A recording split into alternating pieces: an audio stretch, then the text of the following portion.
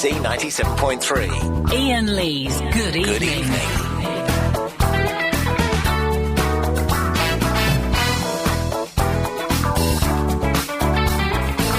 The Poon.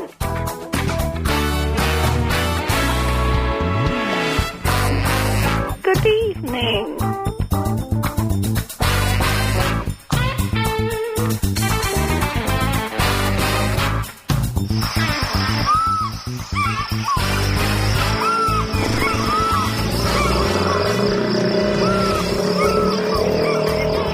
Brought to you by Angry Sailors and their interesting working habits in association with Dragon Meat Sausage.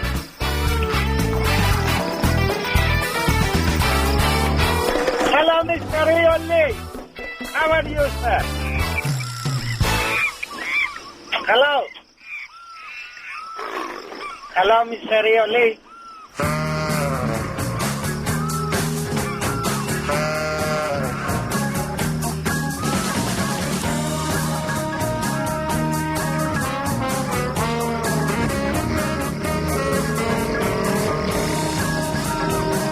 This show is crap. And I was walking up Crouch End Broadway as well, and he was coming in the other direction. John Lennon. Iain Lee. Iain Lee. Do you know Iain Lee from the 11 o'clock show? Iain Lee, who we hopped above, actually. We hopped above his podcast this week in the chart. Weirdly, I started walking along, I was looking at him and thinking, God, you're tall, and then I thought, you're quite a good looking, and then I thought, oh, you're Iain Lee, and we've just gone above. And he was looking at me, and as he walked along, he said, he looked...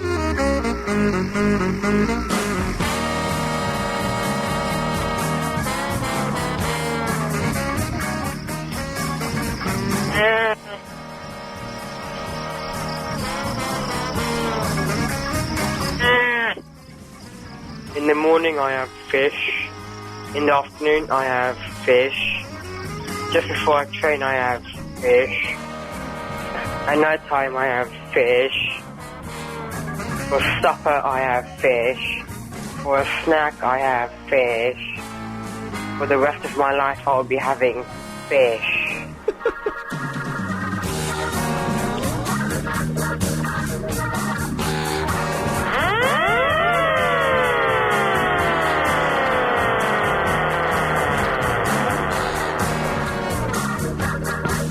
Gentle sirens.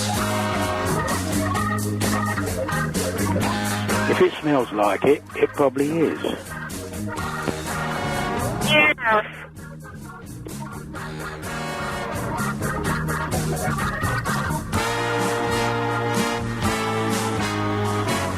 Go on then, do it. One more time!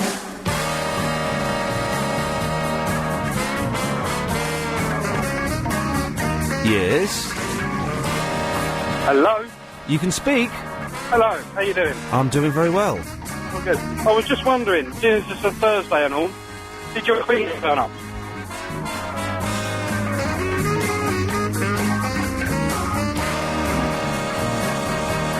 At 8 o'clock in the morning, I'll have fish and a rice cake.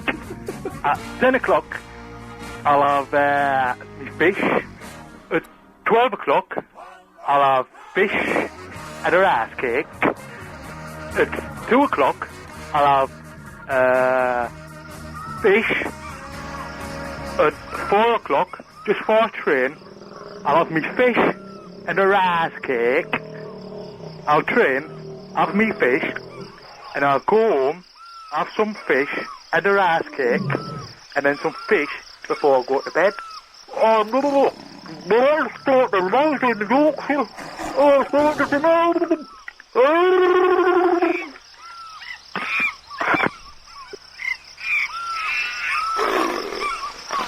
Yeah. Angus Beatty on the Times TV review has written, after his recent, inverted commas, chaperoning of a fake possum bait in LA, Iain returns to the western United States to see if he can convince anyone that the pair of lookalikes with him really are the sons of Princess Diana. Huh? And he writes, what most intrigues about this premise is the presumption that in a city on a foundation of fakeness, anyone will even give them a second glance. That's on the show tonight. I thought that was a bit poor on behalf of Angus Beatty.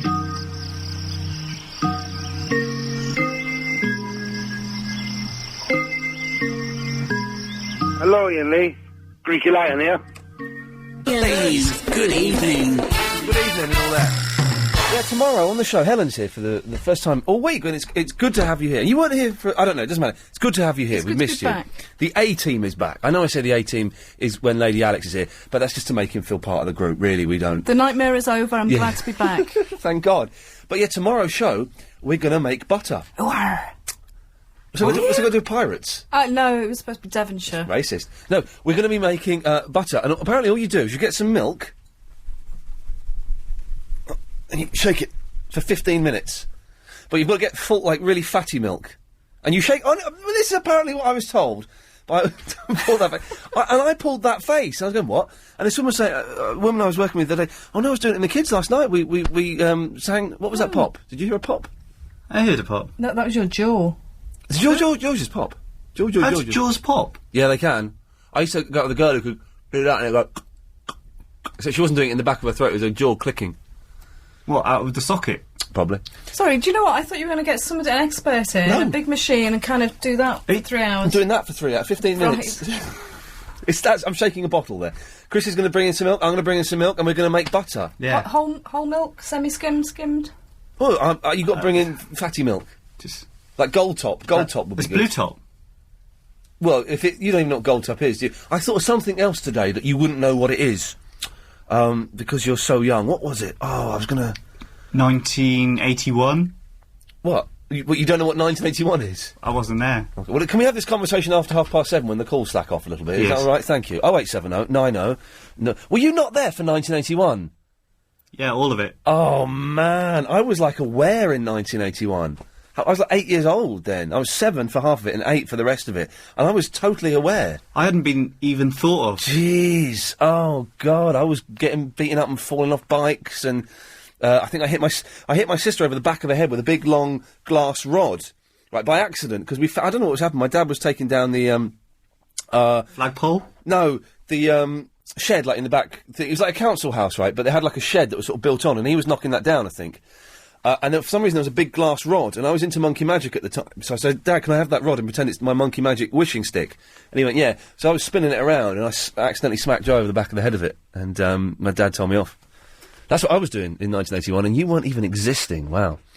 Okay, should we take some... Sorry, let me do this, and we can have all of these lovely conversations after past. Calls going straight to air for the... Well, yeah, you know the score. Line 3, you're on the wireless.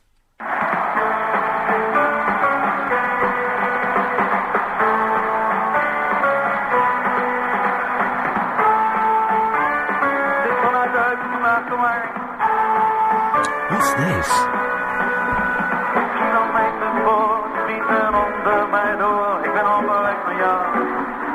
Oh, it's Gadang Gadang. It's like a really vamped up version of Gadang Gadang. Is it live?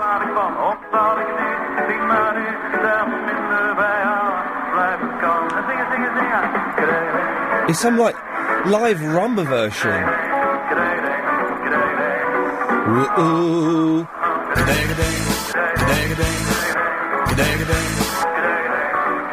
That's a brilliant version. Thank you for that. That was a fantastic version. I haven't got any paper or anything.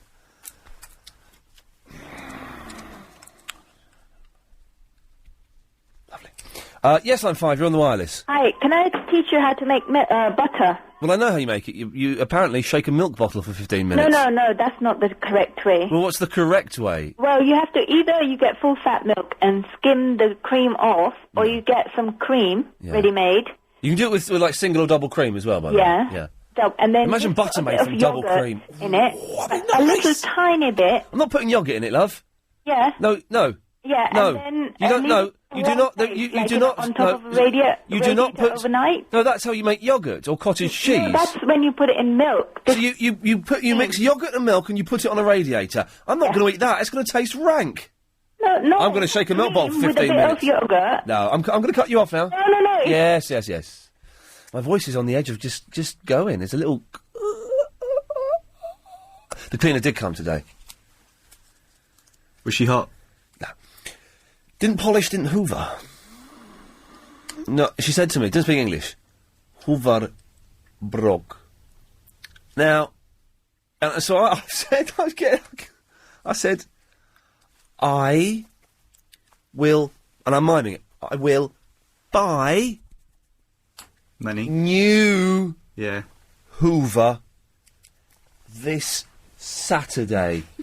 Why did you make the sign of a rainbow? What was that for? I will buy new. That's new because it's new. Giant M. Yeah, yeah. What a dam? A giant M. What? For McDonald's? It looks like a giant M. That it doesn't look like an M. No, you went like that. I didn't go like that. No, like that. That's Saturday. Yeah, that's Saturday. what I mean. Yeah, that's days passing. Days passing. Yeah, but that's a week Saturday. You just did. No, I didn't do a week Saturday. That's Friday. You did twice. No, I didn't. That's Friday. That's Saturday. And what's that? That's new. Oh. Anyway, she's taught me into buying a new Hoover, right? And she says I had to buy. She wanted me to get kitchen rolls because I bought 2 kitchen rolls, right? Yes. The Charmin. Charmin. Oh, with the bears. That's because the only one they had. Oh, it's nice and thick. Yeah, it's good. So it's a good one. Good quality, that. So I got home from work early today, right? And she's used it all up. More kitchen roll to no. So I went out and bought some, and then she also said, the reason why, that's why she didn't Hoover, because the Hoover didn't work. But it does work. It's just not very good, but it works. So I'm going to buy a new Hoover. And the reason she didn't polish, because I had no polish. Oh, I'll buy some polish. Went and bought it. She didn't use it. And then she went. So she went. I'm waiting for her to go, because I couldn't relax when she's in the house. I waited for her to go. So she went. Looked through the cupboard. There's the polish. There was polish there. And I'm going around. I'm doing that. Doing that.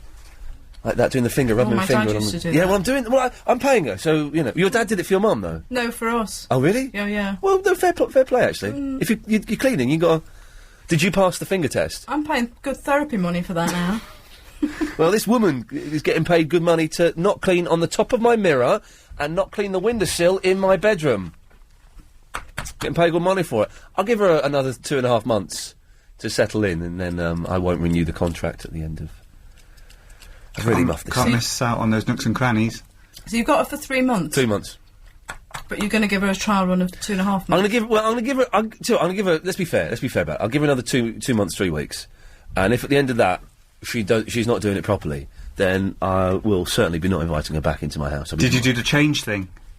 No, I didn't do the change thing. I mean, the bathroom, fantastic. Although she said the squirty cleaner, don't get the squirty cleaner. She wants Sif.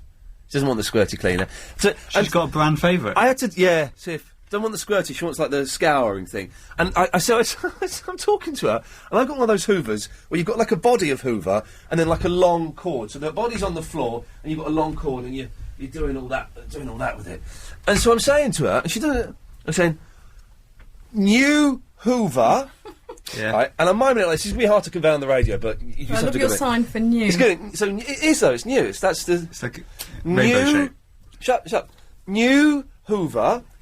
Do you want thumbs up for want Hoover? And then I'm miming an upright Hoover. Hoover. You did that action. I did this. I'm in the kitchen doing this. So I'm miming an upright Hoover or Hoover. And she's going, what? She didn't understand. So I'm doing that for ages. And I pointed to my Hoover. I'm going, Hoover, good, bad. Then I did the upright Hoover. Good, bad. And then she indicated that she wanted... I can't believe you did that gesture in front of her. She's never coming back again. It was a... Oh, God, it does look a bit, doesn't it? I wasn't doing... Oh, God, it does, doesn't it? Looks like there's a man behind me. Look, if I did that... Yeah, go on. Oh, God, no wonder I'm hoovering. Yeah. Are you? Looks like there's a man behind you. Anyway, she did the island. That was good. So some bits are good and some bits are bad. It's just... I'm supposed to do the chitty chat after 12:30 and we don't get many calls. Let me do this. Line 4, you're on the wireless. Oh, just give me a second. The path of the righteous man is beset on all sides by the iniquities of the selfish and the tyranny of evil men. Blessed is he who in the name of charity and goodwill shepherds the weak through the valley of darkness. For he is truly his brother's keeper and the finder of lost children. And I will strike down upon thee with great vengeance and furious anger, and those who would attempt to poison and destroy my brothers. And you will know my name is the Lord when I lay down my vengeance upon thee. Pulp Fiction, isn't it? I haven't seen that for ages. I wouldn't mind seeing that again, actually. Oh no! I've got to phone this woman up. Actually, let me just. Got to phone this woman up. Sorry, I'm assuming it's her number. Yes, it's her number. Woman owes me 20 quid. Still not paid it.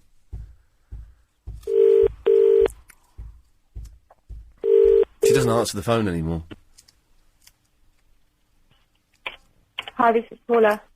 Hello, Paula. Hi. Oh, it is. You've answered. Hello. Hello, Paula. It's Iain Lee. You're on the radio. Am I live on the radio now? We're live on the radio now. How can you call me live on the radio without warning me? I've got all your messages. You're very persistent now. We made the bet over a week ago. Is that how long it was? It was a week ago, and I'm just wondering if that 20 quid was any closer to being in my pocket. Actually, it's still in my chequebook, but rest assured you will receive it. Okay, any ideas when I might have received it by? Just, it's... You will get it by the end of the month, which is when I get paid, because I'm a lowly employee and I don't have a lot of money. Okay. And the bet that I made was actually quite frivolous and spontaneous, and it was a very bad decision. Oh, no, don't... Especially considering that you had all the information to your... Well, no, I didn't have the information at my fingertips. I had the knowledge in my head that the song you were singing was the Onion song by Marvin Gaye. Oh... Paula, don't do the sympathy thing, because I look forward to receiving... Well, I think that you should ask your listeners if they think that I should have to pay, because I'm only... Paula, I have to go, but I look forward to receiving your cheque. You're quite welcome. Thank you, Paula. She's getting funny. She was the one who was saying, if I win, you won't pay me, will you? Welcher. HDTV. LBC 97.3. Iain Lee's Good Evening. Call 0870 90 90 973. Now, no disrespect to anyone listening to... I can't stop yawning tonight. I absolutely cannot stop yawning. Dear me. The book club, by the way, is going on. Okay. The book club is coming on in leaps and bounds. We'll tell you more about that a bit later on, if you want to take part in that. We're going to do it. Chris is away for the next 2 weeks, then I'm away for a week, and then when I come back, we're really going to take it and seize the day. 0870 90 90 973 is the telephone number, if you want to give us... Oh, Sam here? Hi. You were listening when Paula made that bet, were you? Yes, indeed. And I'm a witness listener. Oh, you're a witness? Can you mark him as a witness listener? Yeah. Okay, Sammy, well, give us your side of the story. Regarding that song, that by Marvin Gaye. Yes. And you said to her the song, and she said no. I said, well, I beat you to any point, and she said yes. And she was concerned you are not going to pay up. Yes, she certainly did. And she said she would pay. Yeah. Chris, in fact, can we, for tomorrow, can we put the butter special, can you pull off that clip of the bet being made? So we can, if there's any challenges, we can just play it. When was it again? The other day. Samir, you don't remember... I say the other day, that's actually quite vague and useless, isn't it? You don't remember what day it was, do you, Samir? 3 days ago. Well, it was last week. Last week. Hang on, Sam is maybe not quite the reliable witness I was hoping. Let's not go to court just yet. Oh dear. We will hunt it down. But she's right, because she was saying... Yeah. Anyone missed it? It was about a week ago. We were talking about a song by Blue Mink called Melting Pot, I think it was, or Salad Bowl or something. She phoned up and said, "Oh, this is it." And she started quoting what I thought was... The World is the Onion song by Marvin Gaye. Marvin Gaye, yeah. And I wasn't sure. I wasn't cheating. I didn't have the internet, but I wasn't sure. No. And she said, "Well, let's bet some money on it." We ended up betting 20. And she goes, "Oh, if I make this bet, you won't give me the money." I was like, "Well, I will give you the money." With that excuse now. And now she's doing the. I'm sorry, love. She's doing all the. Oh well, I only do a normal job, and I haven't got that much money, and well, then you shouldn't make bets, should you? If you can't afford it, then don't bet it. I bet if she won that bet, she won't let you go, huh? Oh, she'd be calling you every single day. Of course she would. Of course she would. That's spoiler for you. Sammy, ever made a bet with a welcher? No, yet. Hey, Samir. Hey, are you excited about the news? What news? You looking forward to it? Yeah, what news? What do you mean, what news? What news? Tell me what news? The big news of the day. Well, there's a lot of news happening like the last couple of days. But the big news of the day. Wow. The really big news of the day. What, Tim Henman lost? No. Oh, well, there's a surprise, isn't it? Do you know what? If we play the clip of Tim Henman in the news, 8 o'clock... Yeah. Why do, let's say British tennis players, 'cause I don't know what the others sound like, why do they always sound so miserable and up their backsides? Well, I'll tell you what, Tim Henman, he looks like a loser before he starts. Yeah. I mean, he hasn't got that aggression inside him, that I'm going to get it, Yeah. I'm not going to be one of those people that says, oh, he's rubbish, because he's not rubbish. I couldn't get to... He's good, he just hasn't got that determination he's to go good. forward, I couldn't get to the second round of Wimbledon, and, but he's always miserable. And then there's that, who's the other fella? Is it Andy Murray, the kid who's doing really well? Yeah, but he hurt his race, didn't he? Well, he's always winning, but he's always miserable as well. I don't know if American tennis players are quite grumpy all the time, but geez, come on, lads, cheer up.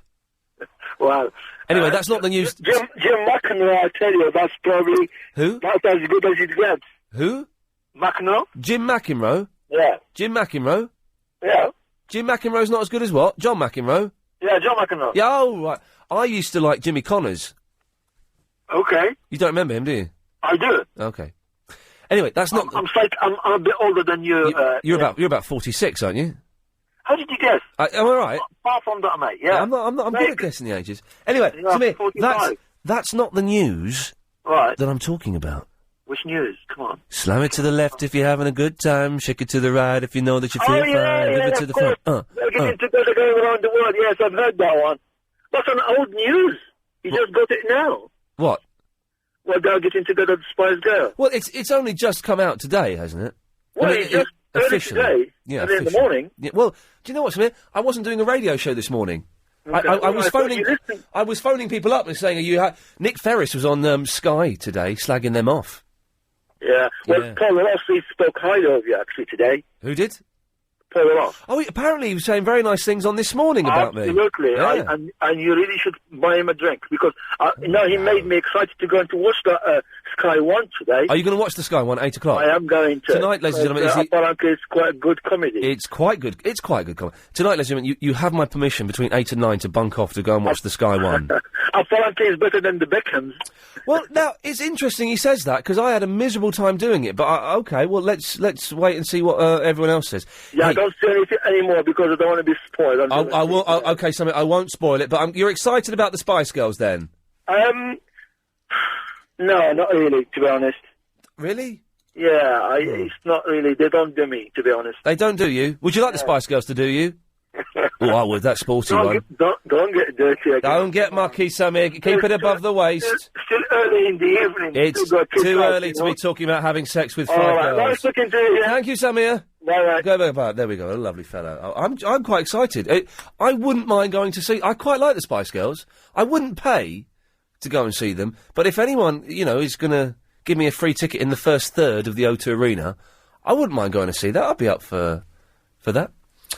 Philip, you must be excited. Oh, I'm thrilled a bit, yes. Good lad. Oh, you sound like Tim Henman, you do. Reason I rang in, yes, Philip. I bought the box set of Fantasy Island. The plane! The plane, that's right. Yeah. Tattoo and Mr. Rock. Yeah, so, hang on, it's, Ricardo Montalban. Yeah, it was the fella. And Hervé Vilches. Vilches. Have you seen there's a video of him singing? No. Yeah, go on, it'll be on YouTube. Oh, right. There's a video of him, singing, I think it's Thank Heaven for Little Girls, which is one of the creepiest, perviest songs ever. I don't know how old he was when he made that series, but it looks really weird, doesn't he? He's good in, he's in a James Bond film as well, isn't he? Oh, is he? With Christopher Lee. I think he's Christopher Lee's assistant, so that'll be not Goldfinger, the man with the golden gun. Oh, right. Yeah, he's in that, I think. Oh, the reason I rang in, as I say, I just wondered if you, Chris and Helen went to Fantasy Island for the weekend. Oh, yeah. What would your fantasy be? Each of you. Each got your own fantasy. Can I have Chris? What do you want to do when you get there? Am I allowed to have Chris? Yeah, there's 3 of you going. Oh, yeah. Oh, Oh, you mean going with me? Yeah. Yeah. I mean, there's Chris and Helen. You've each got your own individual fantasy. Okay, mine would be the Spice Girls. Yeah, but I mean, you know, what you mean to meet the Spice Girls? It would be the meet of the Spice Girls, yes. Yeah, what would Chris's be? I don't know. Should we ask him? Yeah, let's ask Aunt Helen. Chris? What? He doesn't even know what Fantasy Island is, by the way. If you could go to an island called Fantasy Island that was around in the 70s... Yeah. ...and was staffed by a midget and a weird, creepy, sort of continental bloke, and you're allowed to have a fantasy, what would your fantasy be? I think I've summed up the series quite well there, haven't I? Yeah, they didn't always work out as you intended, Ian. Oh, did they not? That was the twist. There were some really good stories. Oh. I mean, you thought, because Rob, arranged it all, and sometimes what you wanted turned out slightly different from what you... Hey, Philip, don't ask for what you want, because you know what? You just might get it. Yeah, that's right. Anyway, let him answer. I've watched about half of them, and... let him answer. I've got some favourites. Yeah, let him answer. Go on, Chris. Cameron Diaz. Cameron Diaz. It's not just like people you do it with, though. It's like you. Okay, for example, I seem to remember one where a man wanted to be a hero. Yes, and so that's right. His wife got kidnapped or something, and he had to go and rescue her. That's right. Is that a real one? I think it's one of the episodes. I've got to the one of my favourite. Oh, Helen, what's Helen's fantasy? I don't know. Let's ask Helen. What would your fantasy on Fantasy Island be? There would be two things. I'd eat some fish and rice cakes. Yes. And the second one would be I would turn back time to that's a good one. This week, Tuesday, to about 3 o'clock in the afternoon. Oh. Oh dear. Oh. I get very angry sometimes. And by the way, Peter from Brazil says that the bet was made on the John Shuttleworth show, Chris. Thank you. What would yours be, Philip? Well, I'd like to go on an Australian cattle drive. What? But on Fantasy Island? Yes. But you could arrange anything, you see. Is the island in Australia? I don't know. I think the island was either on the back lot of Universal or on Hawaii. I'm not really sure. But, I mean, the stars in it. I mean, Leslie Nielsen. Oh, yeah. Who else have we got? Gene Barry. Oh, yeah. I watched one the other day and the girl from the Brady Bunch was in it. Oh, Marsha Brady? Yeah, Maureen McCormack. The guy who was in, what was it, Bewitched, the second one, Dick Sargent was in it. I saw a brilliant programme when I was in Vegas. One of my new heroes, Dr. Phil. I've just got a moral dilemma. Oh, yes, he's on over here, isn't he? Dr. Phil is great. And Dr. Phil was doing a thing where Marsha Brady was... Because she had a little problem with drugs in the past. And then she cleaned up. But, you know, as a lot of these child actors do. She cleaned up, and she's clean now and is great. But her brother... has stopped her from seeing her dad. Yeah. And she was claiming that he was being manipulative of her dad. And it was very exciting. It was her approaching her dad and her dad telling her to get lost, and it was all being filmed. And, and she was going and crying to Dr. Phil, and he's on, well, what you need to do, Marcia? Yeah. He talks like that. He's good, Dr. Phil. He does, doesn't he? I've seen him, yeah. I mean, I'm not going to watch that thing tonight because I haven't got to Sky. Okay. So I'll be watching, is it Sunday or Tuesday next week? What, on Freeview. Is it on the Sky 3 then? It's on Freeview, I think it's next week. Well, Philip, let me know what you make of it. I will do. I'm looking forward, because bearing in mind what you said about you didn't like Vegas. Hated it. Yeah. There's a scene in it where I'm obviously just making stuff up, and I'm speaking really slowly because I don't know what to say. Are there any big stars in it that you've met, you know, in the programme? Britney Spears is in it. Oh, right, yes. And Princes William and Harry. Oh, no, I mean, are there any... Oh, the real people? No. None of the people are performing at the hotel? No. Oh, I see. We tried to get Manilow and he told us to get stuffed. Yeah. Never mind. Philip, I've got to go. Okay, all the best. Cheers, fella, there we go. 0870 90 90 973. Now there's a moral dilemma. Which I can't even, Anyway, right. So, what was I saying? I've completely lost my train. Oh, what day was the really rubbish show? Was it Wednesday? Tuesday? Tuesday.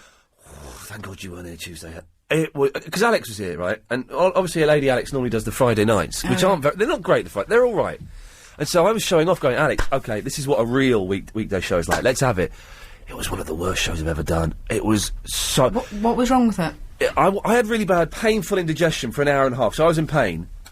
And people were phoning up, speaking really slowly, leaving long pauses. One guy... The best call was a guy phoning up saying, yeah, I can't get BBC Two, really bad picture. And that was it. And then we started talking a little bit about other stuff, and then I mentioned Dragon's Den. He went, "Yeah, I won't be able to watch that when it comes back. Can't get BBC Two." That was the most exciting call we had. Sounds better than my day. Really? Oh, we'll talk about it in a second. Let's have a bit of this boy. This boy! It's Alan Joyce. Thank you very much. And we're looking at delays all around. Iain Lee's Good Evening. Okay. Julia. Hi, Ian. Hello. Hi, how are you? Do you know what? I'm good. I'm very good. I've been working all day. Yeah? Not hard work. It's just standing in front of a camera and saying words, which is easy. But I've been up quite early, and you know when you're tired and your eyes are a little bit blurry. Yeah. I'm that kind of tired, but it's nearly the weekend, so today I've got the Friday feeling. That's good. Yeah, it's very good. Yes. How are you? I'm okay, thanks, Ian. I'm a bit tired too, actually, but I won't bore you with it. Oh, did I bore? No, you didn't bore me. You? You never bored That's me, Ian. I just thought you might find me disappointing. Okay, anyway, yes. all right, so I'm calling to suggest... Chris, eye contact. Watching. Thank you. Stop talking to me, Helen. Eye contact, not with her, with me. Sorry, I was just asking what time you had to be up on Saturday morning. Can you stop it? 8 o'clock. Okay, if I say... I'm going to say something funny a minute, I want you to both to laugh. I haven't got anything funny to say. Should we turn the telly off? Yes. Are you watching the telly? Yes, turn it off, please. I take a very dim view of this. Sorry, Julia. That's all right. I'm just trying to, keep standards here at LBC 97.3. Quite right. I don't want to sound like hospital radio, all right? No. Although, saying that... No, I don't know. It's, Anyway, yes, Julia. Sorry, yes. Yeah, no, yes. I was calling to suggest a theme or a game or whatever you want to call it for tonight's show. Well, is it a theme or is it a game? Well, I'd call it a theme. Well, You let's- might call it a game. Well, is it a game or a theme? It's called Guess My Age. Well, that's a game. Okay, it's a game then for tonight. Okay. Basically, everyone who calls up, you've got to guess... You're 52. Wait, you're going to forfeit your whatever. You get 5 goes, and if you get it wrong, well, if you don't guess their age within those 5 goes, you've got to send them a birthday card. What? Okay, you don't have to, but you've got to guess people's ages before you talk. How old are you? I'm not telling you, am I? Are you 46? No. That's 2 guesses, by the way. Well, are you higher or lower? Lower. 38. Lower. 32. Lower. 29. Lower. 27. Correct, but that was 6 goes. Okay, but that doesn't count. No. I'm normally really good at guessing people's ages for some reason, but you sound... the thing is, someone could lie, and I suspect you're lying because you do sound very, very old. I'm not lying, I'm just a smoker, and, Oh. Hey, don't forget, on Monday, Yeah. we're having a smokers-only show. Oh, good, okay. You can only call up if you're puffing away on a fag. I'm actually... Are we allowed to do now. that? We must be allowed to do that, aren't we? I think we're allowed to do it. Let me ask the producer of that show, Helen. Yes. Oh, look, hang on, no, look, James Max has emailed in. James Max is getting all paranoid that the dilemma... James Max, who does a show on TalkSport, and here, how's he got that in his contract? Has emailed in saying, and he's a very nice fellow, that I can go to see the Spice Girls with him. And he's now paranoid that when I was saying I had a moral dilemma, it was whether it was him, it was my moral dilemma. Sorry, you talking to me, Ian? No, all right. no. Well, if you can get them free, James, then yeah. Agent Chris is a muppet. Wednesday the 27th podcast was well short, bruv. Only 1.24 minutes in length. Can you give him two tumps and a Chinese burn? P.S. I'm looking for some railway sleepers. Can you help? That was Buzz Becker's. Sorry, Julia. That's all right. Well, let's... Sam? Hello. Just say something to me. Hello? 32. No. 42. No. 26. Yes. There we go, third guess. So he's got to send me £20 now, Julia. No, we never said anything about money, and it was just like you sending silly birthday game. cards. Oh, okay. Well, I don't like the idea of... But, well... Okay, well, let's do that until I get bored of it. All right, so you're going to send me a birthday card? Well, no. You took 6 goes. But yours was... But no, I never agreed on the sending a birthday card thing. Okay, can you send me a magnet? Do LBC do magnets? Why would a radio station brand magnets? A fridge magnet or something, I don't know, so I can put your lovely face up on my fridge or something like No, that. No. We've got some new mugs. I've got mugs, thanks, no. Okay, well, there you go. She wasn't going to get one anyway. Sam, what can I do for thee? It was just an update. I spoke to you on Tuesday's appalling show. Oh God, let's not remember that. Let's forget. I think that. I might. I hope maybe I was the turning point from it being terrible to slightly better. But I called up for a bit of advice because I was going out on a first date with a girl having just recently split up with someone. And hang on a minute. Let's just recap. So you'd been out with a girl for 3 years. Yep. You were moving out of the flat. Yep. And in doing so, a woman came and checked the flat. And after 3 months of splitting up, you wanted to go out and you take her out, but you didn't want to have a relationship with her. You just wanted to slam your body down and wind it all around. Not quite to that extent, but to have some fun. Yes, I was kind of, you know. And I was saying, just be honest and open with her and tell her that. Yep. And Sam, you pick up the story. Okay. Went out last night. Had a great night. Where did you go? We went to see a show in the West End. Very, very funny. Probably the funniest thing I've seen. What was it? It's called Avenue Q. Oh, the sweary puppets. They're basically sweary puppets. Is that any good? It's brilliant. It was a musical, and I would never go and see a musical, but such a hilarious... Some of the songs about... I can't even go into them, I suppose, on the radio. You wouldn't get away with it. I think it's filthy, isn't it? Yeah. Yeah, it's absolute filth, but brilliantly done. But that's good. That's great first date. Go and see a filthy play, because that means you're both... If she's laughing along, that means you're probably in with a chance. Absolutely, yes. Yeah. So that started off well. Went for a few drinks, went to a couple of bars in the West End. Yes. Went back to mine. And she came back to mine, and, you know, we did the kissy thing, and that was all fine. But then she dropped a bombshell on me that... Well, funny enough, you've already guessed my age. She's 6 years younger than me. You're 26. Yeah. Well, I suppose when you're that age, it kind of, yeah, okay, go on. So basically... 20. Yeah, I know. I mean, in one respect, that was all very nice. Yeah. And she carries herself very well for 20, if that's the right sort of phrase to use. Yes, you're saying she looks old, yes. No, not at all. No, not at all. Doesn't look old, but acts in a mature... She's mature, yes. Yes. But... that was really kind of where it ended. You couldn't because she was 20? Well... What? No, I didn't 6 years is fine. No, yes, it's fine, but she was in exactly the same situation as me, in that she has just broken up with someone and literally moved out 2 or 3 weeks ago. Sam, stay there, we'll get more of it after this. The amazing adventures of Iain Lee's Good Evening. So we're just on to Sam, who bottled it with a 20-year-old. Okay. So she just split up with someone as well? Yeah. Well, then, you were both in the perfect position for a completely meaningless, shame-free fumble. That was about as far as it went. But it kind of got to the point last night where we were getting on almost too well. It was all a bit friendly. There was no spark. That was basically the problem. Okay. We got on, had a nice chat. We were talking all the time. She stayed last night. We had breakfast this morning. I took her home. Everything was lovely, but there just wasn't the little thing in there. Yeah, okay. But I'm on holiday next week. I'm going to Ibiza for the week. You're gonna, yeah. Yeah, so, you know, I'll make up for that out there. You'll make up for lost time. But as a 26-year-old, I suppose when you're younger, that sounds really patronising, I don't mean like that. Yeah, because you're so old. Well, I'm ancient. I'm 34. And 6 years seems fine to me now. Do you know what the big issue for me is that my young sister, my little baby sister, is older than her. Oh, and that's always been like the watershed for me. If she's older than my little sister, then it's okay. If she's younger, then she's young. Yeah, that's an interesting way of looking at it, yeah. That kind of makes sense.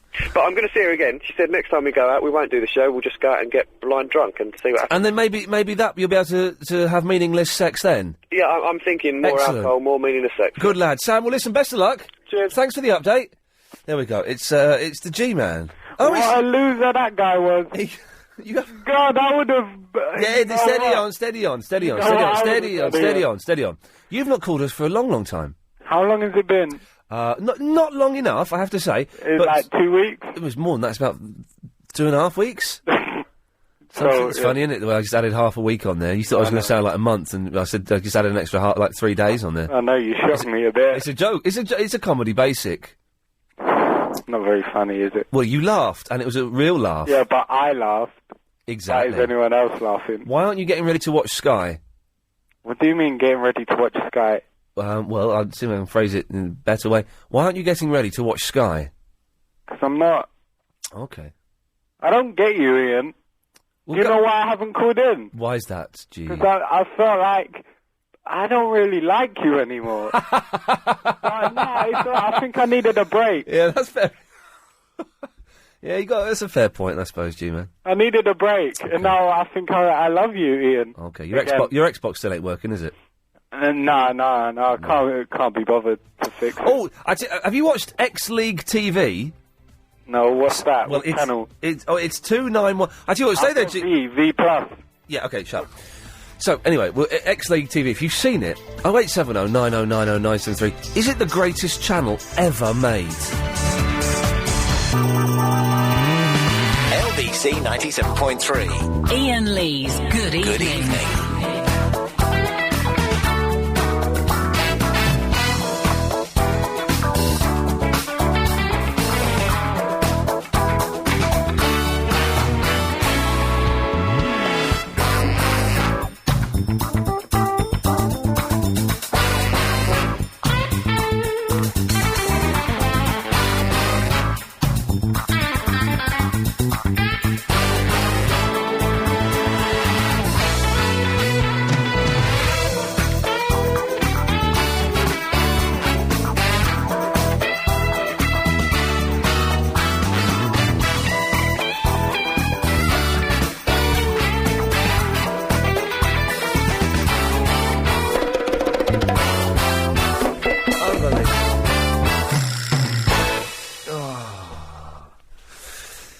So, G-Man. Yeah. Right, get this, right?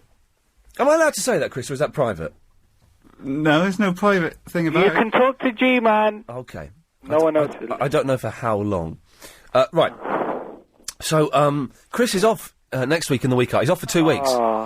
And so I love you, Chris. Yeah. Right. Okay. I'll be sensible. I tell you what, do your point, and then I'll tell this to someone else. No, come on. Tell me. He's off for 2 weeks, right? Yeah. And then we're like, then he just says, "Oh, I could really do with a holiday." So you're on holiday. You got 2 weeks. Yeah, but I'm not going away.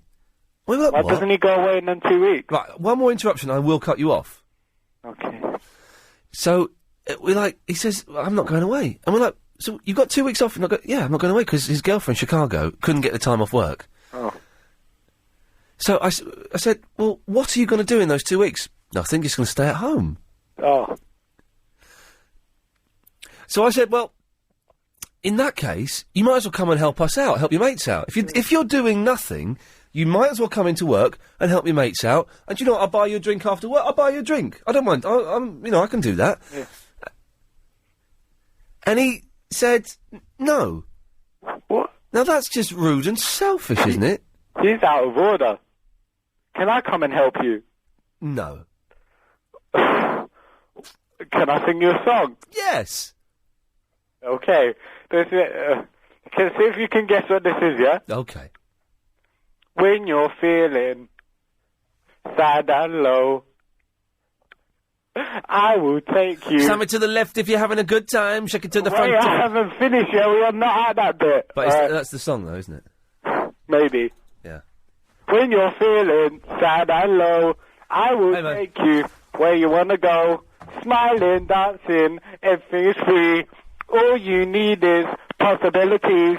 Everybody, every girl, spice up your life. Every music, spice up your life. People of the world, spice up your life. Ian Lee. Use that as a jingle, yeah? Right.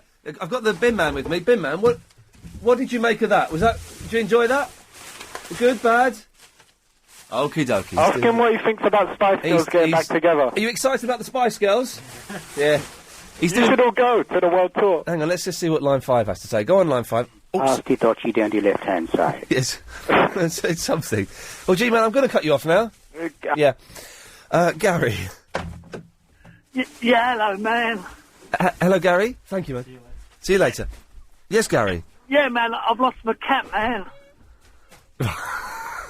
Okay, he's one of these people that lies to Chris to get on air, and I like that. You've lost your cat? Yeah, man. I don't know where it is, man.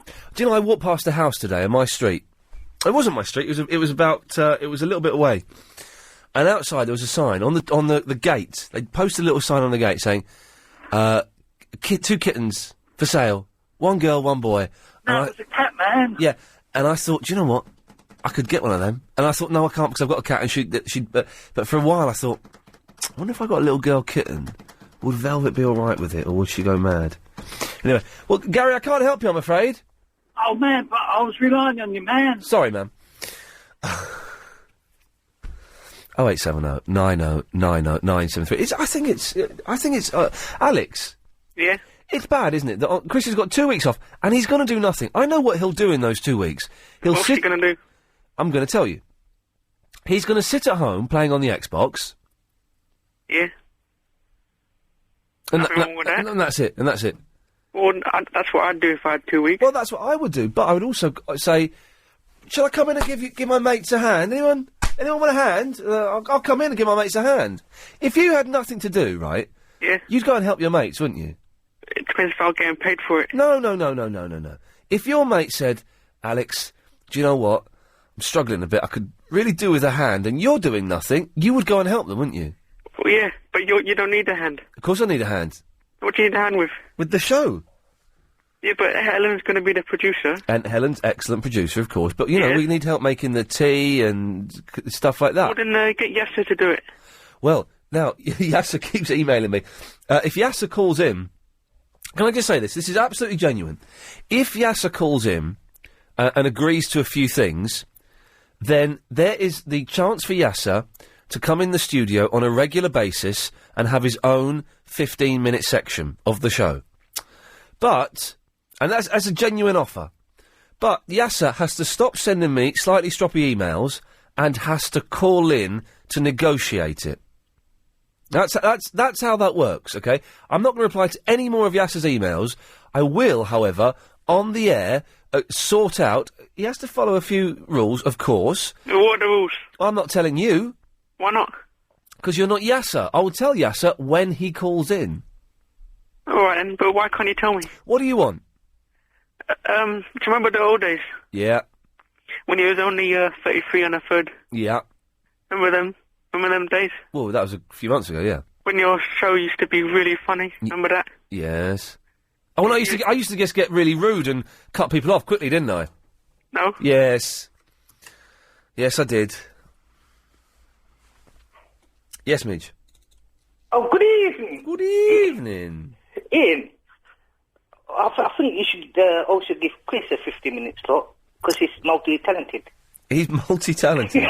Yeah. Don't you hate the way that Americans say multi? Yeah. Well, yeah. And they say data instead of data. Yeah. And also, you know, regarding your friend... Yeah. Because I'm going to use an American word as well, so that will tie in with that. Okay, good work. Okay, so he's not selfish. It's his holiday, and he can do whatever if he wants. So why should he come and help you? What? You know your friend? He's got a holiday, hasn't he? Well, it's Chris. Oh, is it Chris? It's Agent Chris. I mean, why, yeah. Whatever. Are you actually paying attention to anything Yes, that's I going am. on I in just the... commented on that thing. But you commented on something I talked about 3 minutes ago, and you got it wrong. No. Yes. So the cleaner didn't do the hoovering or the polishing today. That's weird, isn't it? Oh, that is weird. And she didn't dust the top of the mirror and the windowsill in the bedroom. Was she pinching her or something? Was she pinching the windowsill? No. Yes, after 3 months I find I've got no windowsill left. then I'll know where to look, Midge. I'll look at my cleaner. No, was she looking at her, you know, was she pinching her bum or something? Was I pinching her bum? Yes. I'm not going to sexually harass a woman in my flat. Well, I'm not going to sexually harass the cleaner anyway. Oh. But that's... So she says, Hoover... broken. But it's not broken, it's just not very good. It just means you've got to put a bit of elbow grease into it, love. That's all. Well, why don't you teach her some English phrases and she can probably teach some Polish. Some foreign phrase. I thought it's... I've got to phone up the Japanese... In fact, look, let me write that down. Because you're learning Japanese as well. Well, I start learning... You turn up. I start learning it next week. Oh, where's my diary? Oh, no, don't tell me I lost that. Oh, nuts. Oh, I've got a sandwich, haven't I? Thank you, Chris. Oh, no! Oh, no, it's at home. The Japanese lessons start a week Saturday. And, I'm very, very... Do you know, Helen, I thought you were wearing glasses then for a second, because of the way the light is on your face. Do you wear glasses at all? You look good with glasses. Yeah, you, Helen. Helen, yes. The lady called Helen. Not you, the other Helen. Yes, that one there. That one there. That Helen there, yes. I will be soon, yeah. I think you look good with glasses. Do you? I do. I just saw you with that. There's the light shining across your eyes. Really? And it looked like you had sort of gold glasses. They look good. Okay. And I genuinely thought you did have them there for a second. I thought, that's, What's going on? And you look. I was just saying this. Whereas he looks like an idiot with glasses. He looks like one of the Muppets. I've got Sven-Goran Eriksson glasses. Well, let's have a look. I don't wear my glasses anymore. I don't need them anymore. My eyes, Who do you look like, Ian, when you wear your glasses? Oh, I look like Marlon Dingle with glasses. These are really high-tech glasses. They're what, Chris? They're like really high-tech. Go on. Right. Are they the metal that remembers? What? No. There's metal that remembers. This is the bendy bit that curves to the heat of your ear. Okay. Oh. Oh, see, that don't suit you. You look like some sort of sex criminal. No, I don't. You don't look. You do. He does, doesn't he? All right. I was going to do. No. These are like really trendy. Oh God, actually, no. Where's the trendy? What's wrong with your eyes? Oh. Oh, they're really thick. They're like milk bottles, aren't they? They're like little Sid Littles. All right, Supersonic. Shut up, Mitch. All right, Supersonic. Thing is, he does. I can call him Supersonic. He doesn't know what it means. You all right, Supersonic? What does it mean? No, I'm not talking to you. I'm talking. Oh God, right, Mitch. I finished with you now. Yeah. So, Supersonic, can I get a tea at past? Yes. I've decided I might pop in the next couple of weeks during my holiday and help out. Nice one, well done. I'll buy you. Well, then stick around afterwards and I'll buy you a drink. Deal. Okay. Oh dear, it's an odd show tonight. It's fine. I don't mind. 0870 90 90 973. We'll speak to Chris after this. It's Will, isn't it? So I was about to say Alan, and I realise he's a slacker. He is a slacker. He's gone home Will. now. Yeah, thanks, Keith. So. Let's have it from the master. Okay, if you're travelling around South London tonight. Iain Lee's Good Evening. Chris.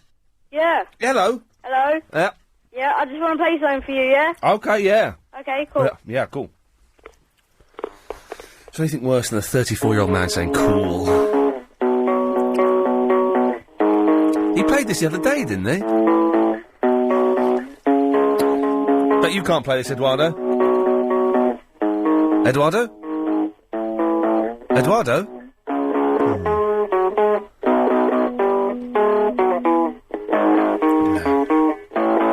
Eduardo?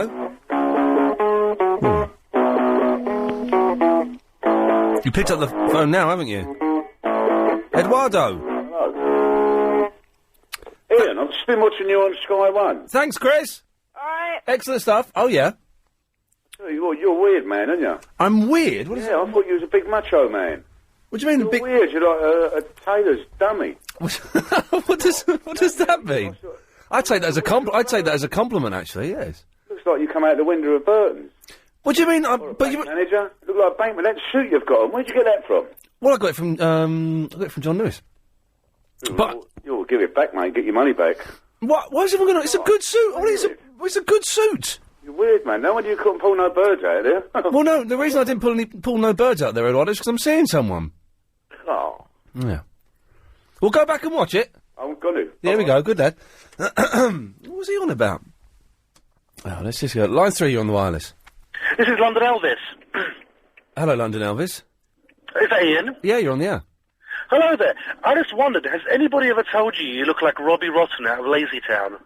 I don't know Lazy Town. Lazy Town is one of the best children's shows out there. Okay. And the first time I ever saw it,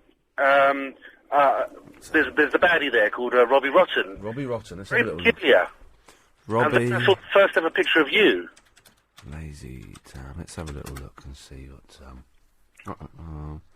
Robbie Rotten, Lazy Town, images. Oh! What? Really? Yeah, if you were kind of like drugged up or something, you'd look like Robbie Rotten. Don't you reckon? Can't you see it? My bum looks nothing like that. He's got a really pert bum. He looks like Max Headroom. Yeah, if you and Max Headroom had children, they'd look like... Oh, if Max Headroom and I had children, and we were going out with each other for a while, if we had children, then yes, they certainly look like Robbie Rotten. I reckon that we should rename you and say it's the Robbie Rotten Show. Okay, well, you do that, and let's see how that catches on. Vinny, do you want to start calling this the Robbie Rotten Show? Yeah. Okay. He resigns himself. Yeah. Life is so painful for me, Verinda. I've been watching your program on Okay, you phoned up. 106. On what? On 106. Oh, that's Sky. Yeah. Yeah. And, man, you are terrible. You just I don't get you. You don't speak properly. You're rude to the people. You're terrible. You're an awful presenter, and you should get sacked. And there are more talented people than you are in the world, and they ain't getting jobs, and you are. Have you finished your rant? Yeah. Well, thanks for calling. Oh, no, there's more. He's got a second wind. So are you going to do this again? Something like this again? Possibly, yeah. You've been to Los Angeles, Vegas, and now what about New York? The next one, if there was a next one, would be Japan. Okay. One more thing, yeah? Oh, yeah. Can you say colourful, but mime it? Can I say colourful? But mime it. Mime it. Mime colourful? Yeah. And say it to Agent Chris. But mime colourful? No. Just colourful on his own. So can I say it out loud as well? No, don't say it out So I've got to loud. mime it? Okay. Yeah.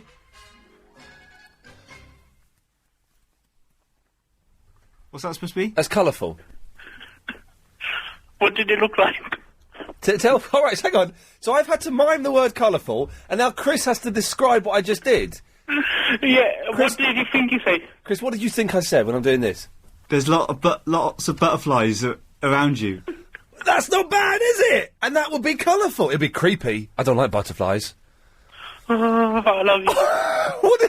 Right, Vinny, if you're going to do that on the phone, I have to cut you off, mate. I can't have anyone doing that on the phone. I really can't. Not at 22 minutes past 8. Yes, Leon. Oh, I wanted to have a go at Vinny. You wanted to have a word with it? Hang on a minute. I'll get him back. Hang on. I can do that. I want to press this and do that. There we go. There we go. Is he there? I'll get him. Hang on. If he's got the bottle to answer it. He won't want to talk to me. No, he's a bottler. Welcome to the... Oh, he switched. Hang on. I'll leave him a message. Hang on, let me try it one more time. Yeah, leave a message. Hang on.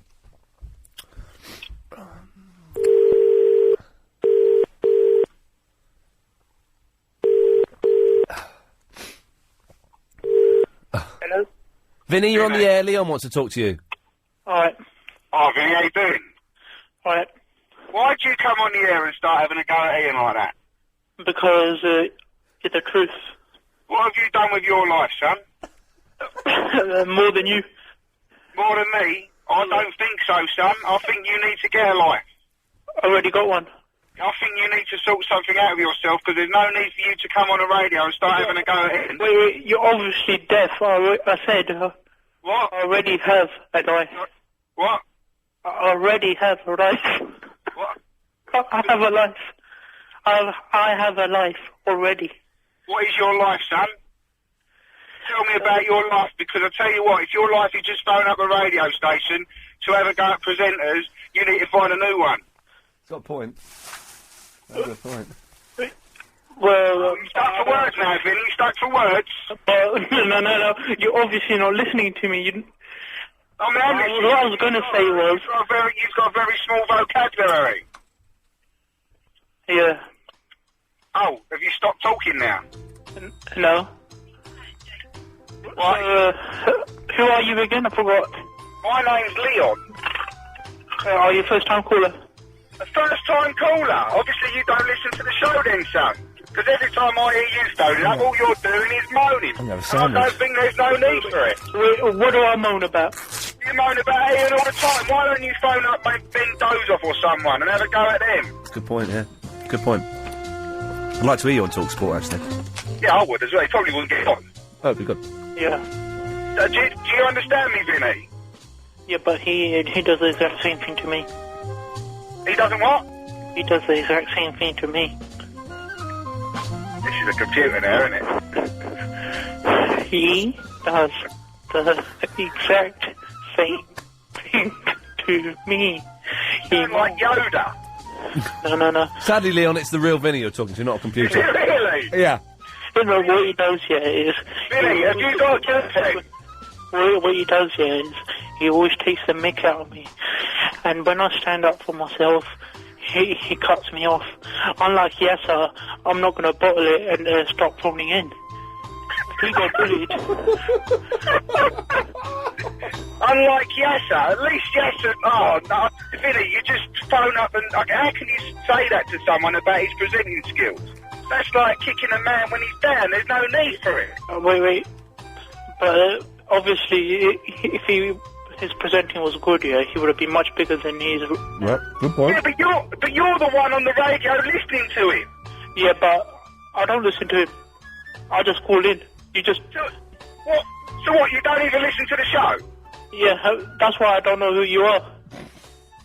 I don't care whether you don't know who I am. How can you... Alright, I know you don't care, but that's why I don't know who you are, because I don't listen to the show.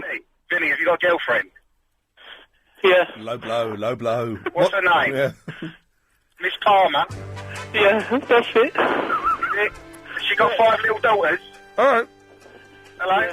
Steady on, right. We'll leave that there, I think. Steady on. Sorry, I'm chomping on a sandwich there. Oh, dear. Both of them, I thought, made excellent points in the argument there. Excellent points. Dave! Hi! Hello there, boss. Alright, matey, how you doing? I'm eating a sandwich, sorry. That's all right, mate. Well, that was a bit of an interesting conversation, wasn't it? Yeah. But what I wanted to ask you was... Yes. I'm sure I read in the paper that you're on telly soon. Yeah, right this very second. What? It's on Sky One now. Oh, no! Yeah, it's halfway through. Oh! Sorry, Dave. Oh, can you... Is it funny? Well, Vinny didn't seem to think so, no, but Paul Ross does, so make your mind up there. They'll show it again on Sky 2 or something.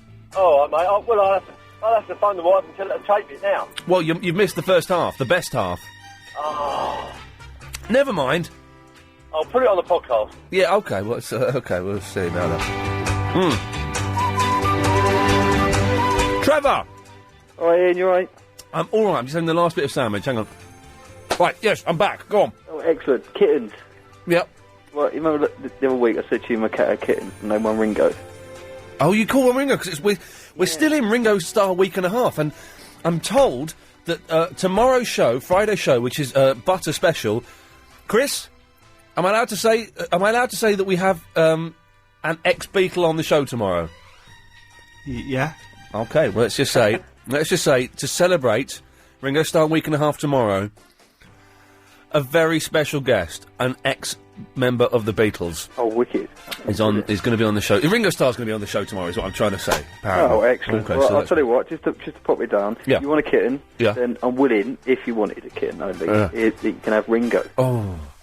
So you've got 5 kittens, and if you do want a kitten, then no problem whatsoever. It's so tempting, but I've got a cat already, and I think she might. To be honest, I think she might scare the life out of Saying it. that, we've had 2 cats, and we said the same thing, and they came in, and honestly, they just don't really care, to be fair. Would an older cat mother a younger cat? Or would it... And also, the other thing is as well, because I've got to have the cat flap open, and I couldn't have that open with a kitten. Well, not necessarily, not unless you get what we got. We got one of those electronic ones, one with the magnets on it. Velvet takes her collars off. Why? She doesn't like them. She's had 2 collars, and both times, like a day after I've put them on her, she's come in without a collar. Where's your collar? And we look out the window, and hanging up from a tree, it's just hanging off a branch. So she, gets the branch and pulls it off. And so I stopped putting them on there, just in case she hung herself. Got an intelligent cat. No, I haven't got a stupid cat, but... Trevor, listen, mate, it's a very kind offer. Thank you for that. Okay, brilliant. Good, Dad. I'm going to say no. I'd love a kitten, though. But I'm going to say no. 0870 90 90 973. More of your calls after the latest LBC News. Your endowment policy could be worth more. LBC 97.3. Iain Lee's Good Evening. Call 0870 90 90 973. So called, remember. What have we mentioned so far? Let's have a kind of a recap. We've people welching on their bets. My cleaner coming today at last and doing a pretty good job, although didn't hoover. So, do you know what? I'm going to buy a hoover tomorrow, and I'm going to hoover. Yeah. That's weird, isn't it? But I'm going to do that tomorrow, so... But it'll be the last time you hoover. Hopefully. I came in and The bathroom's brilliant. God. Oh, I knew I was going to be vaguely disappointed by it and have an empty feeling after it had happened. That reminds me of something else. And, that's exactly where I'm at. So we talked about that. Have you smelt your toothbrush? No, not yet. Not yet, no. But the toilet is very, very clean. What else have we, mentioned? Well, Chris, anything else that we've talked about a lot of stuff, it feels like. I've just been hit by sort of... the fact that we're making butter tomorrow. We're making what? Butter. Say it properly. Just try and say it properly, see what it feels like. Butter. Thank you. Butter special. Oh, you having 2 weeks off but not going anywhere, that's a bit weird. Coming in and maybe coming in and helping your mates out. Yeah, or maybe not. Maybe, be nice. No one's called in to say they've watched X-League TV, which is... James, are you a fan of the computer game? You know I am, yeah. Okay. Yeah, great. Yeah. Have you seen X-League TV? Yeah, I watch it all the time, yeah. They're the guys that are coming to our function at the Xbox thing. Oh, right, okay, it's you, James. I didn't realise it was you. There we go, I just discovered it last night. It is the best channel ever. Basically, what they do is they show people playing computer games, but you don't see the people playing it, you just see... Your screen is like you're watching them playing computer games. Yeah. And I watched 2 games of football last night. What, on FIFA? On FIFA, and then I watched a couple of games of Project Gotham Racing today. Oh, right, yeah. If if Sky hadn't messed up my transitional broadband from BT to Sky, then I would have been able to send you the email about the Xbox event, and you would have known all about X-League TV about, 2 weeks ago. Oh. So it's Sky's fault? Say again? It's Sky's fault? I do love Sky, but speaking of Sky, yeah. I'd forgotten you were on the telly today, yeah. but through the magic of wondrous technology, I've just sent a text to my Sky box to start recording it on, that Anytime TV I told you about? Oh, yeah. Your programme's on that. Oh, OK, but that means you don't even need to record that if it's any time. You can just go home and watch it, can't you? That's right, any time of the day, Yeah. after it's been shown, i.e. when it finishes at, 9 o'clock? Yeah. Anyone can go on and watch it at their leisure. Oh, well, there we go. So I'm on at people's leisure, which is kind of exciting. And the reason I rang in, one of the callers said about Robbie Rotten. Yeah, that I look like Robbie Rotten.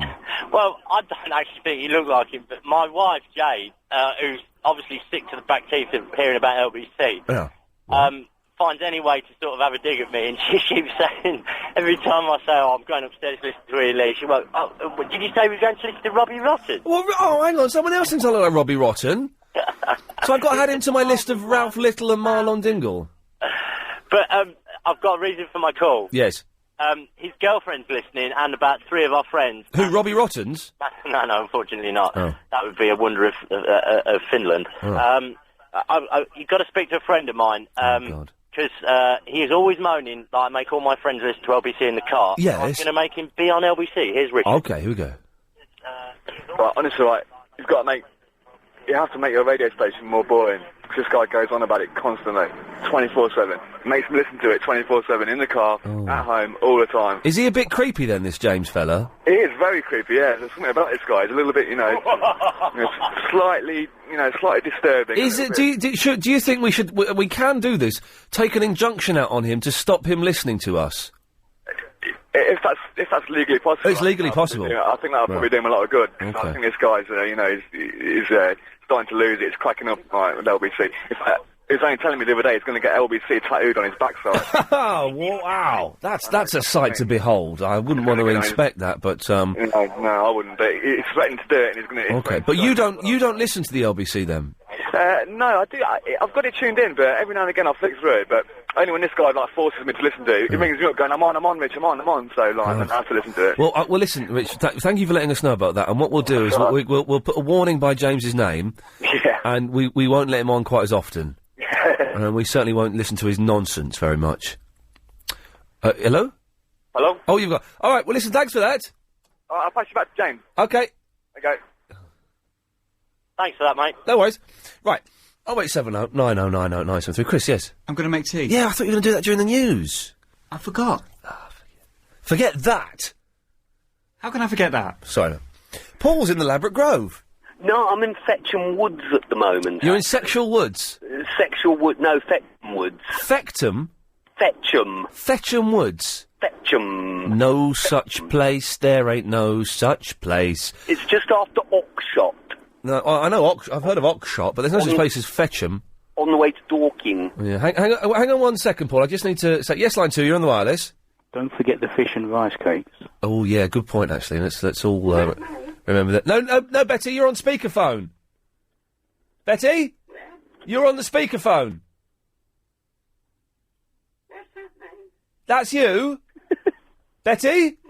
You're there. You're not on a line yet. You're on speakerphone. Right, hang on a minute. Oh, hang on. Let me do this. Hang on, I can move you. Hang on. Right, Betty. Yeah. You're there now. Oh, well, was that really Vinny that was in our play? Didn't sound like him. That was. I think one of them may have dropped. Yes, I think it was. It was definitely Vinny that was in our play. Yeah. Yeah, but his voice was different than what it usually is. Yeah. The way he was slagging you. He's full of anger, isn't he, and hatred? Yes. Full of anger.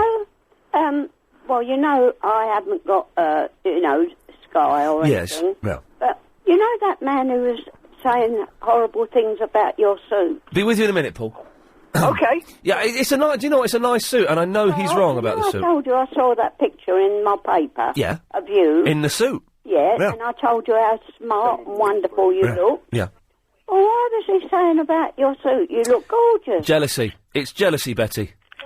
Yes. Yeah. Hang on, Paul. Yes. Keep the noise down, mate. I'm talking. Oh, sorry Thank about you. that.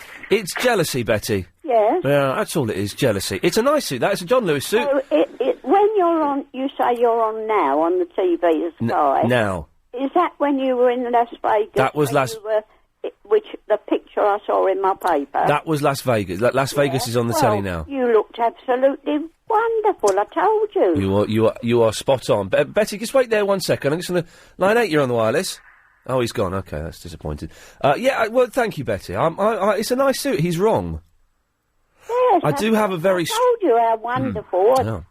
I thought you were absolutely handsome. Absolutely handsome, Paul. Did you hear that? Yes. Who, me? Oh, God. Pay attention, Paul. Sorry, I was having a little doze. Well, You steady were on.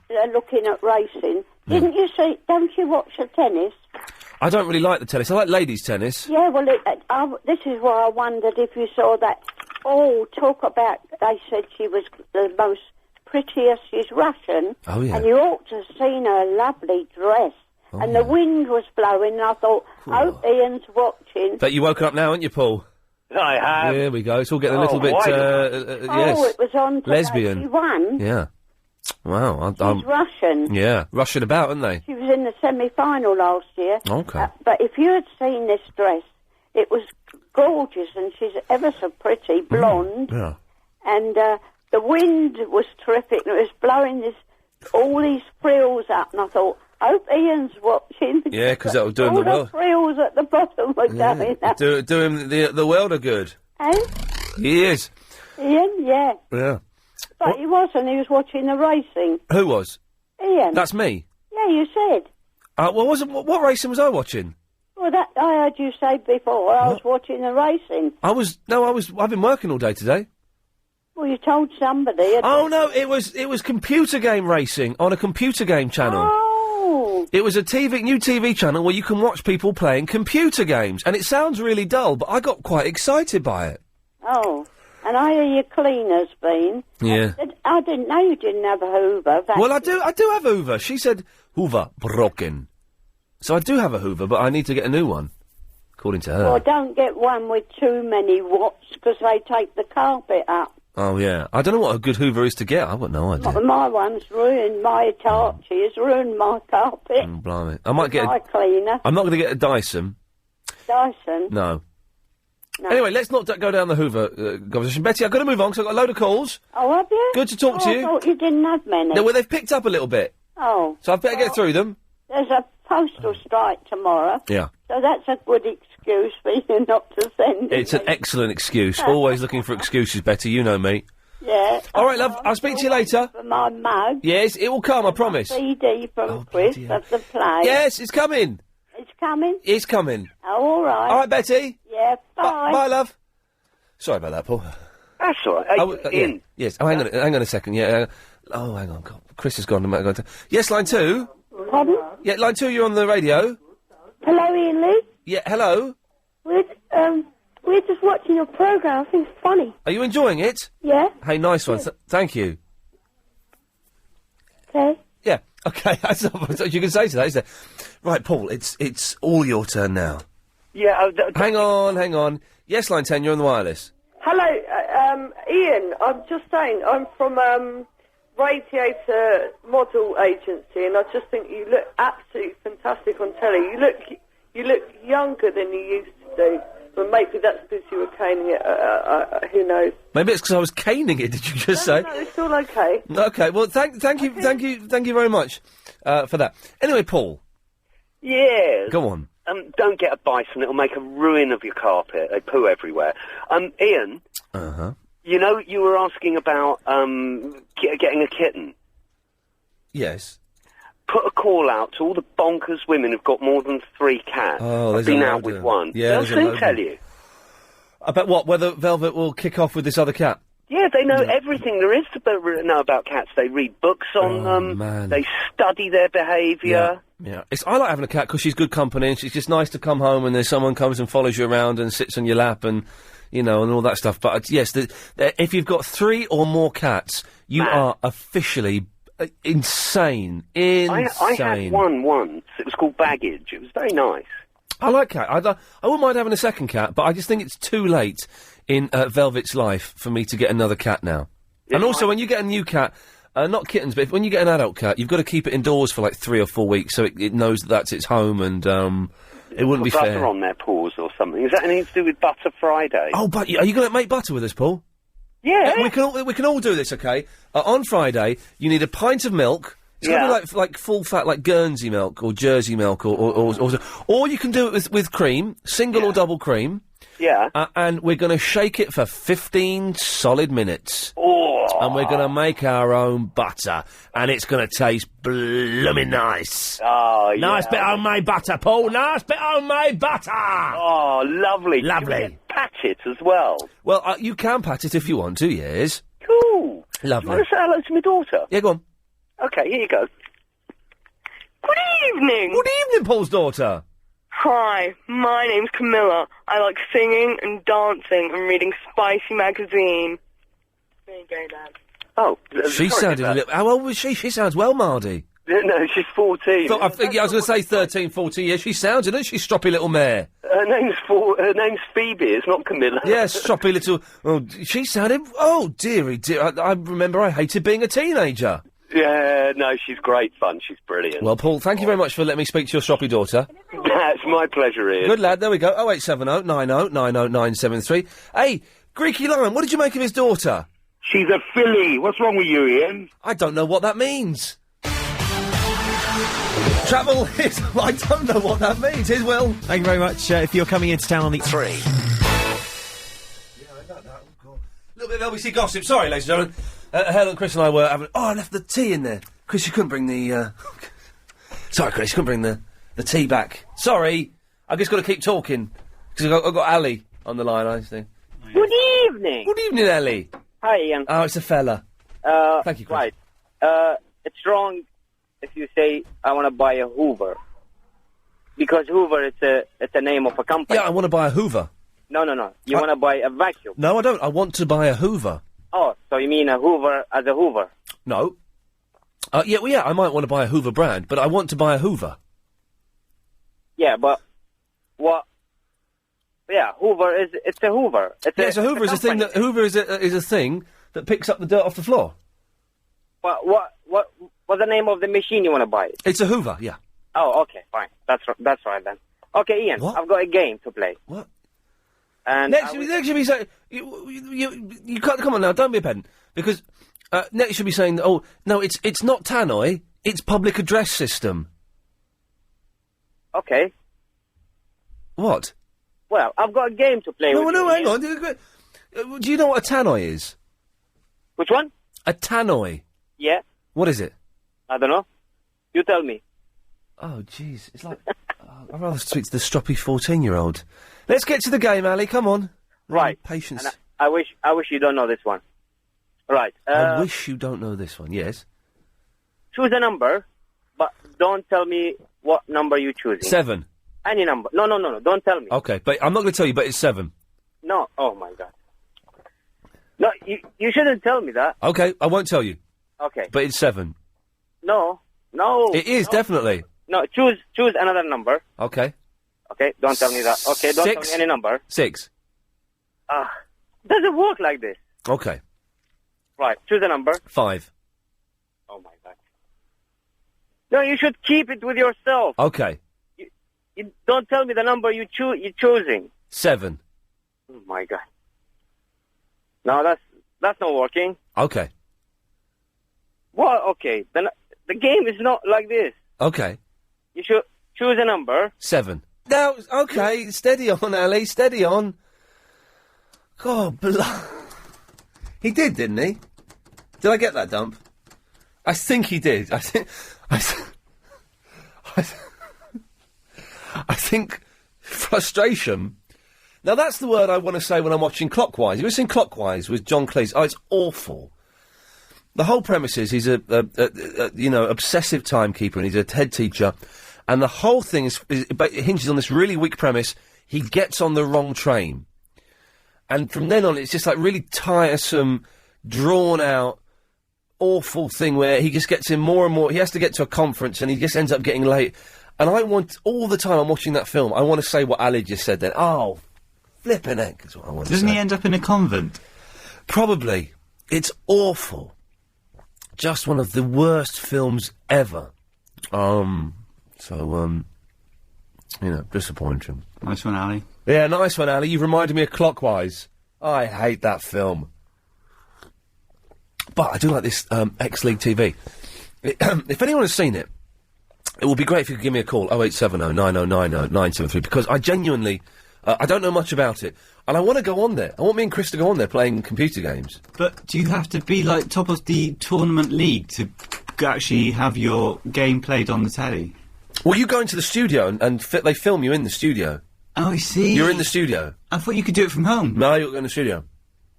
But, let's just say, Chris. Yeah. I used to know Ali G. I reckon I can get me and you on channel 291. Oh, yeah. Yeah. I could pull a few strings. Get us in there. Does that still work? No, it doesn't work anymore at all, but, you never know. Yeah. They might be kind of desperate. Hey, Greeky Lion, do you reckon you could go on channel 291? Can you pull some strings for Greeky Lion to get on the show as well? I could possibly. I possibly could do that, actually. That would be something special, wouldn't it? That would be, that'd be just mind-blowing. Don't forget. Oh, I'll tell you what I can tell you about. Have you heard about the pod club we're doing? Were you here? No? Oh, it's an idea. Inspired by The Contradiction Man, but it's not my idea, basically. We're going to have like a book club, but for podcasts. Okay, it's good, isn't it? So, and if you want to take part, it's very, very simple. You subscribe to the LBC podcast. And I'm doing the whole selling thing now, because I think this is a good idea. Subscribe to the LBC podcast. It's a couple of quid a month. Go to lbc.co.uk. It's all there. Then you send me an email to Iain@lbc.co.uk saying, Iain, I've subscribed. I'd like to be part of the pod club. Are you going to say something? No, Helen's just I'm writing. just making notes. Okay. Okay. I might want to join. Okay. Well, it's good. And then what we're going to do is on a Friday, I'll say, or on a Thursday and a Friday, say, right, this weekend, we're all going to listen to the show from April the 11th, 2006, okay? Yes. So we listen to that, and then all through the next week, Pod Club members are allowed to phone up and talk about topics and things that are in that show. It is good, isn't it? It's a good idea. We can talk about things like that. And also, people who are then listening to the new show can go, oh, hang on, I agree that libraries should be closed, and they can it's a way of recycling old material. Yeah. And so we're going to be, it's going to be a pod club. I think that's probably the best title we've come up with so far. Well, I came up with Clubcast. Yeah, I didn't understand that. It's like, like... What's it's like a small club that, like... Club class? Clubcast. Club class. Pod club class. Is it the pod thing? Yeah. Pod class? No club class. I think we'll stick with Pod Club until I come up with something better. Or Helen, you can have a little think about it as well. I've got an idea. Yeah, go on. Which expands that thing. Yeah. Right, so you say, on Thursday, right, everybody download a particular show. Yeah. over the weekend or James O'Brien next weekend, and we listen to the 15 minutes at a certain time, you know, at a certain point, and we can call it flash podding. Flash podding, yeah. Oh, so we have to listen to it at a certain time of the day? Yeah. So not during this show? Yeah, we've all downloaded the same thing, so it's all ready to go, and at a certain Why time... James O'Brien? That was just an example. It could be your show? It's going to be my show. Oh, okay. Is how I was thinking it would be. Oh, okay. It would just be this show. I don't put my listeners through that. But I like the idea. So we say, we can listen to this show, but you have to listen to 15 minutes of it Tuesday at 1 o'clock in the afternoon. Yeah. Wherever you are. Yeah. Now, that's quite good. That's excellent. Okay. We might do that. We could do that as like a monthly special, I think. Sounds good. I'd like that. And then, because we've done about 415 podcasts of this show and the other shows. And so for the 500th podcast, we're going to pick 4 or 5 of the best Pod Club members to come in and record the 500th podcast. We're going to have a party. We're going to have not technically a party. We're going to sit down. It's going to be very sedate. But so this is genuine. I think this is going to happen. Now, Chris is away for 2 weeks, although he's not that far. He's like 3 miles away. And then I'm away for a week after. So you've got 3 more weeks to send in your email saying you want to be part of it. We've got how many people have we got? We've got 43 people in the club already. That's not bad going. It'd be good if we could get to like 100 or something. That would be really nice. If we can get close to 100, I'll be happy. But, 43 is actually pretty damn good anyway. So, if you want to take part, join the LBC podcast. But I can't even speak now, I'm saying podcast. Get it right. Join the LBC podcast and send me an email to ian@lbc.co.uk, and you too can be in the pod club. Yeah, it's good enough. Iain Lee's Good Evening. It's nearly 9 o'clock. I'm so tired. I'm going to go home. I'm going to be slightly disappointed by the fact the carpet hasn't been hoovered, and then I'm going to go to bed.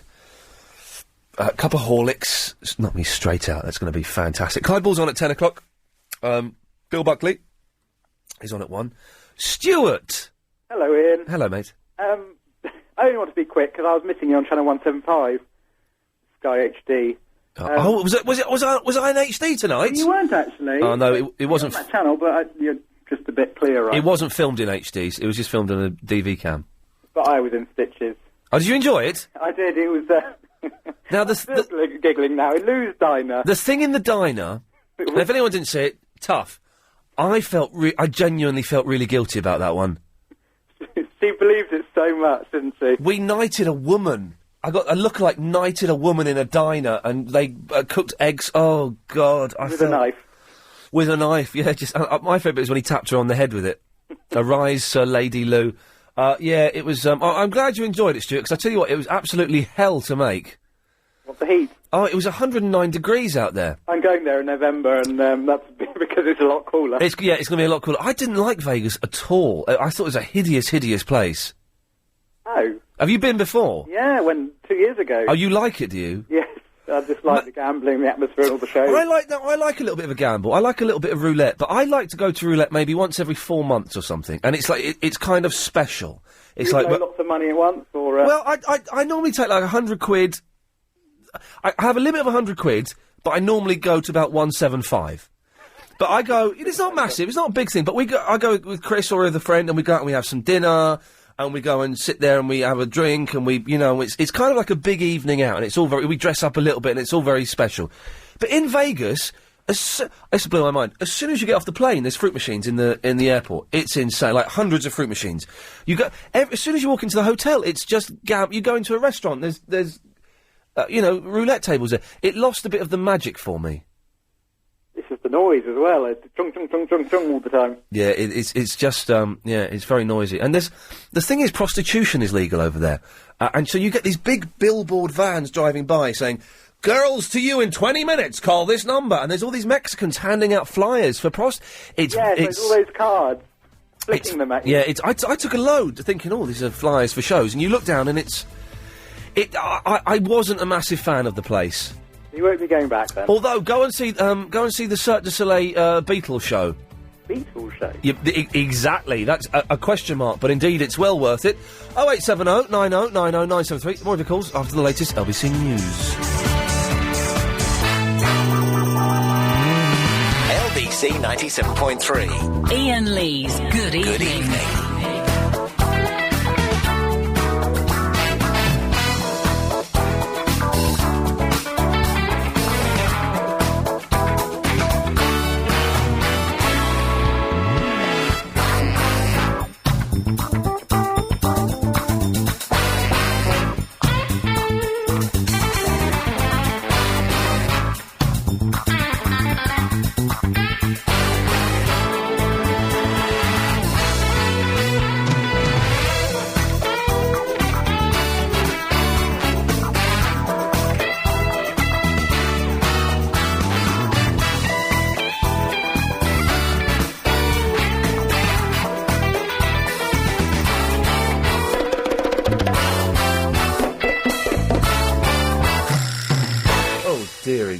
me. OK, 0870 90 90 973 is the phone number if you want to give us a call. We've been chatting about the usual stuff, to be honest. You can, if you've ever heard one of these shows before, you can probably guess what we've been talking about. Computer games, telly, what have we been talking about, Greeky Lion? Yes, Greeky Lion here again, Iain Lee. Yes, OK. That wasn't much help, was it? And me cutting off Greeky Lion every time he phones in. So it's the usual stuff. We're not trying anything too experimental or too crazy tonight. But you can give us a call, 0870 90 90 973. Jason is in the Elm Park. Yes, Jason. Hello, Ian. Hello, Jason. All right, mate, I just want to play you a little bit of electric guitar. I played you a bit of acoustic the other night, so I was a bit nervous. All right. Oh, yeah, yeah. Yeah, my hands are like... Can I just ask? I don't mind you doing this, Jason. I quite enjoy it. Okay. You're the second person tonight. Did I ask people to phone up and play play guitar to me down the phone? No, it's the only way I can sort of play to a large audience. Oh, no, in that case, go ahead. Listen, I'm not in any way saying I don't want it. I just thought, because we had a couple of people doing it, I thought maybe I'd mentioned it and forgotten. Jason, away you go, mate. All right, let me just... Because it might... I don't know what it's going to sound like your end, so I'll just play one chord. All right, go on. What was that like? It sounds like rock. Right, here we go. Okay.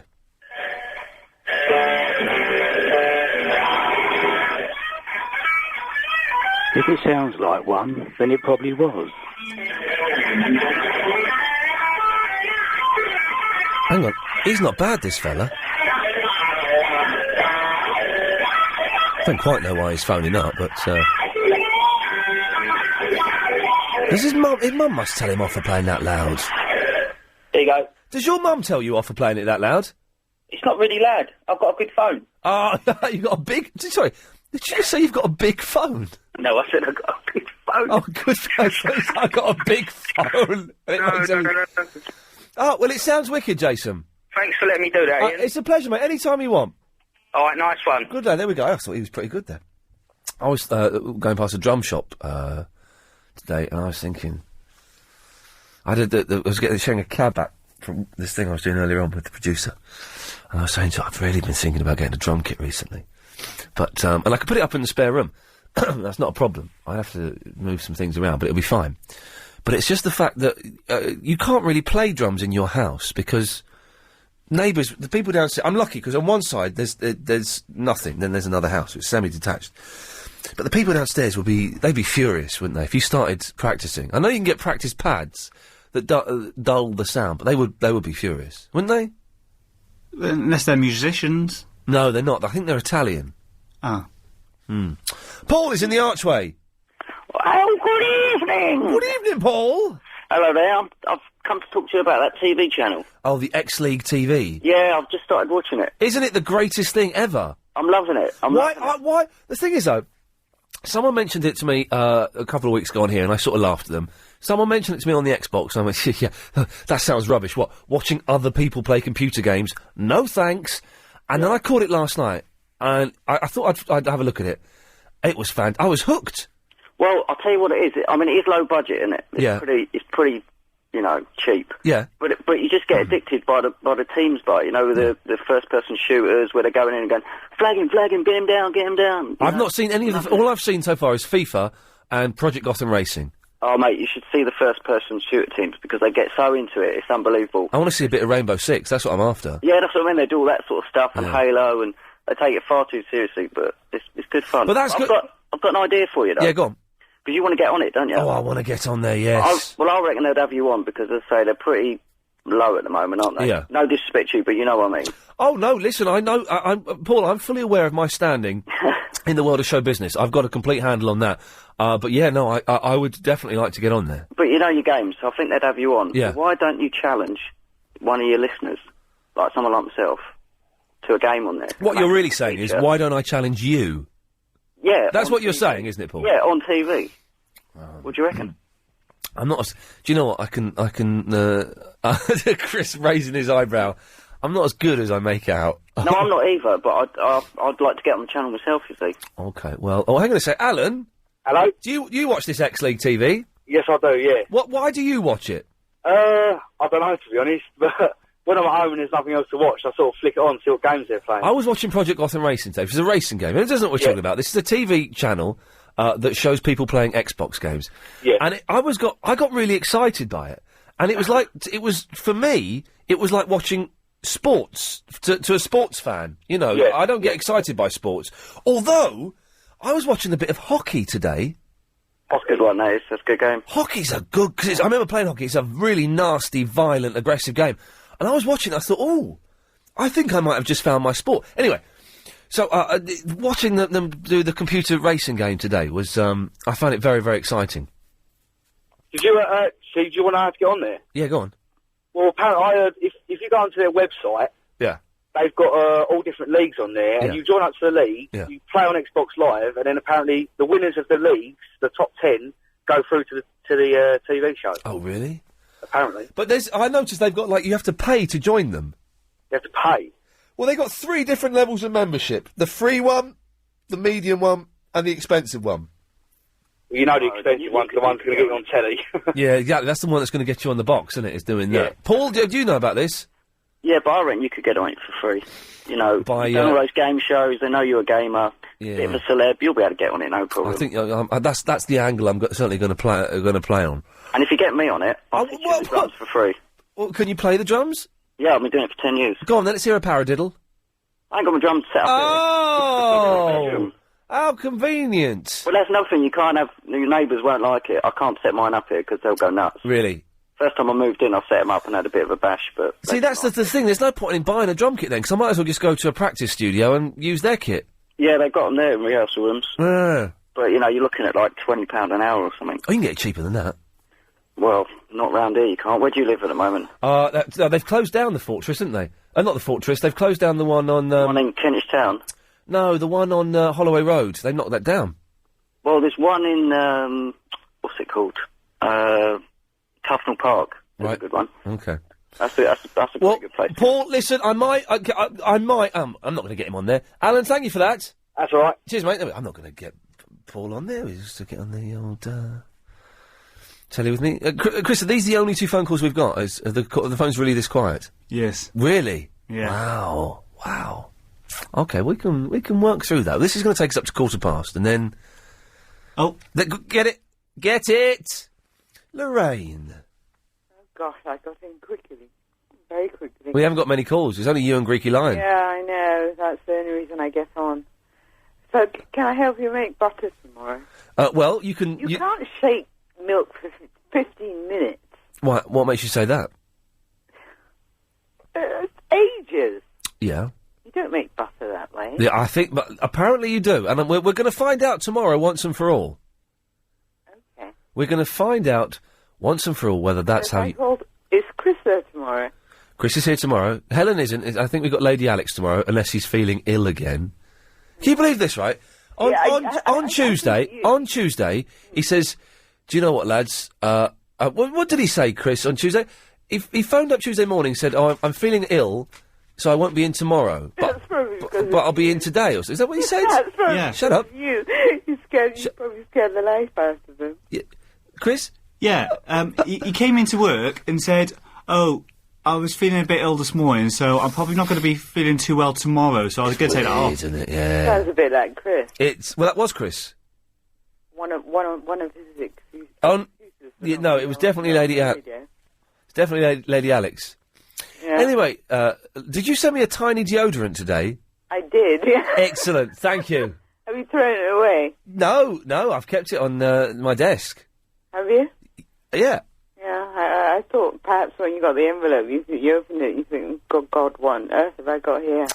I did panic for a moment, and then I saw it was just a tiny deodorant. No, I got, it was given to me in one of these jiffy bags at the gym, and I opened it up, and it had all these things in it. Yes. I looked at it, and I started laughing. I thought, oh, yeah. God, it reminds funny. me of you. Funny deodorant. So I thought I'd send it. Well, excellent stuff, Lorraine. Thank you very much. Okay, I'll try and make butter tomorrow. Make butter tomorrow? If Chris will answer my call. Well, okay, Chris... Or return it, rather. Well, he can't phone everyone back every day. I know. So, as I said before, when I cut you off, don't take it personally. All right, I said that. I told you that already. I don't take it personally. Okay, well, you won't take this personally then, will you? No. There we go. Took it personally yesterday. Got a little bit funny. Right. Oh, OK, we've got some calls in. That's good. That's good news. It means we haven't got to resort to putting Greeky line on for 20 seconds and cutting him off. So, 0870 90 90 973 is the phone number. We've had a few emails already about the pod club. Don't forget to send those in. Iain at lbc.co.uk. Kevin, very quickly, what have you called to talk about? Ice hockey, Iain. Oh, OK, he's gone for the ice hockey. We'll speak to him after this. Travel news now with Will. Thanks very much. Focus, Iain, focus. Kevin, ice hockey. How are we doing, Iain? Yeah, I heard you say earlier on that you are getting into hockey. Well, I was watching a little bit of Sky Sports 3 today. Wow. And it was, but it wasn't ice hockey. Ah. It was the land hockey. Oh, that's boring. If you think land hockey's good, Yeah. you should watch ice hockey. Really? Yeah. But the thing now, because I've seen Slapshot. I know what happens in ice hockey.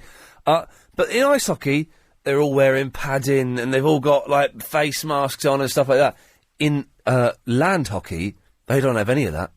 No. So I would say that land hockeyers are tougher than ice hockeyers. My son's played both, and Yeah. I think I've watched both, and I think ice hockey's harder. And they only wear face cages went up to their 17, 18. He takes his off when he's 18. and he's Are you happy with him taking his face cage off? not really, no, because he's my little 6'3", 16-year-old. Exactly, he's your little soldier. He's my little soldier, yeah. But I've never played ice hockey, so I can't ice skate so much. Do you know I was asked to do I'm a Celebrity and Hell's Kitchen, Dancing on Ice. I got asked to do Dancing on Ice Series 3. I should do it. I'm going to watch your programme tonight, actually. My son's taped that for me. Oh, well, apparently it's all right. A lot of people have said Paul Ross was saying some good things on this morning about it, but yeah, I will not be doing the Dancing on Ice. If I had to pick one of them, it wouldn't be Dancing on Ice, because you're going to... Definitely not. It's dangerous. It's dangerous, isn't it? And I can't ice skate, and that's what they want, is an idiot to go on there and look like a... They want you to fall over and so everyone can laugh. Yeah, exactly, and I'm not doing that. Anyway, but I can't do... But I remember playing, like, land hockey as a kid at school. We did it for, like, a term. yeah. And it's a nasty game. It is and there's a rule, you can't bring the club up above your shot. I don't know. It was just vicious, and there's a lot of whacking into ankles and stuff like that. It's horrible. Yeah. But so, do you play the ice hockey, Kevin? No, I don't. I've played rugby and box, so it's... I've never... Rugby's quite physical, but... Oh, rugby's boring, though. No disrespect. Yeah, it's changed a lot now, isn't it? It's not like it was when we was all at school. It has changed. Well, I never played it at school. Oh, right, no, we had to play it at school. But now, if you touch it, as soon as you touch anyone, it's a penalty and you get sent off. In our days, there's no sending off. It just everything went on. And So you can't do those tackles now, where you dive towards someone's legs and trip them over? Oh, you can do that, but you're not allowed to punch people or grab them in places. Oh, well, you were allowed to punch them and grab their ghoulies in the old days? Really? Oh, you know that? Yeah, that all went on, and it was part of the spirit of the game, and sort of all in the bath afterwards, and a few beers, and well, not at school. Not at school, there wasn't any beers. I once at school. Anyway, that's a story I can't go into. Story. But yes, all in the bars. That used to scare me when I was a kid, and they used to show like football, like when football was really. How come in the old days, right? Football was really, really muddy. In the 70s, everyone was really muddy all the time. But nowadays, they're not so muddy. And it's not AstroTurf, because hardly anyone has AstroTurf anymore. No, they probably don't commit as in the old days. They probably was 100% committed. Whereas these But days, you they've got so much money, they don't want to get in the mud and get their shorts dirty. I don't know what it is. You go and watch an old match from the 70s, even if it's like a nice day. There's mud. They've got mud all over their faces, mud all down them. There's all, you can't tell which team's which because they're all covered in brown mud. And nowadays they come off and they're quite clean. Yeah. But anyway, as a kid, I used to be terrified. This is there's some Freudian thing in here, but one of the things that put me off football was seeing a shot in the changing room afterwards where they're all in like those big baths. Do you remember that? Do they still do this? Where they have a big rugby club at Southend? They've still got the baths. You still get in the bath after. And I just watched that as a kid. And I thought, no, and that isn't for me. I don't know what that. There's something in there. Hey, if you're a psychoanalyst and you can work out what that means, I've got a vague idea. But it was, it looked horrible. It's just blokes. You know when, like, blokes being blokey when they're naked in water. Oh, yeah, no. A lot of stupid stuff goes on. No, thank you. Not my cup of tea. Stuff. But I'll tell you a funny story. We played my last year playing, we played the King's Cross Steelers. Oh, yeah. Which is a gay side. Okay. This is going to be an anecdote. Here we go, yeah. Yeah, it's the only gay side in England, and I've got nothing against gays, each to their own. Yeah, but yes. When it comes to after... As long as they don't do it to you, Kevin? Well, yes, right, yeah. But, when it come to after the game, everyone was in the bath. So a lot of the guys just decided to have a quick shower rather than get in the bath. In case they got bummed, Kevin, as it happens so often with those blooming gays. Kevin, thank you for that. I think... Oh... I don't know what to do in those situations. I really don't know what to do. Oh, we might be getting Tommy Boyd on soon as a guest. He might be coming in, which would be brilliant. The legend Tommy Boyd might be coming in the studio. He's given us a tentative thumbs up on the email, so that's good. Ringo Starr tomorrow. Is Frank still coming in on Sunday? Yeah. He's definitely going to come in. Well, he said he's going to call me on Saturday to let me know where I got to pick him up from. Oh, okay.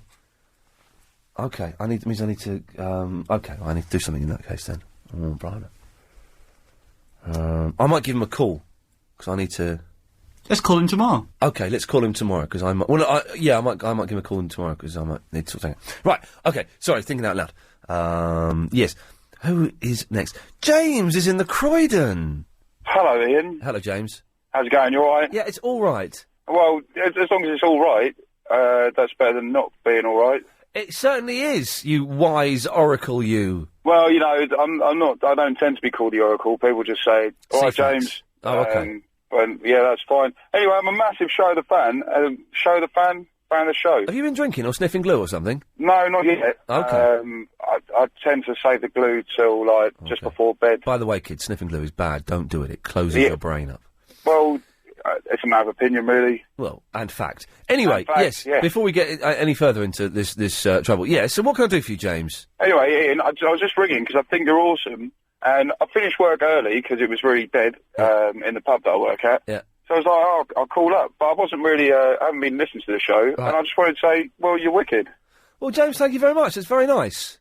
Oh, that's all right. I'd love listening to the show and all the crazies. So, have you heard? At what point have you heard any of the show tonight? Well, literally the last about 20 minutes. Okay, so you missed Vinny phoning up and slagging me off.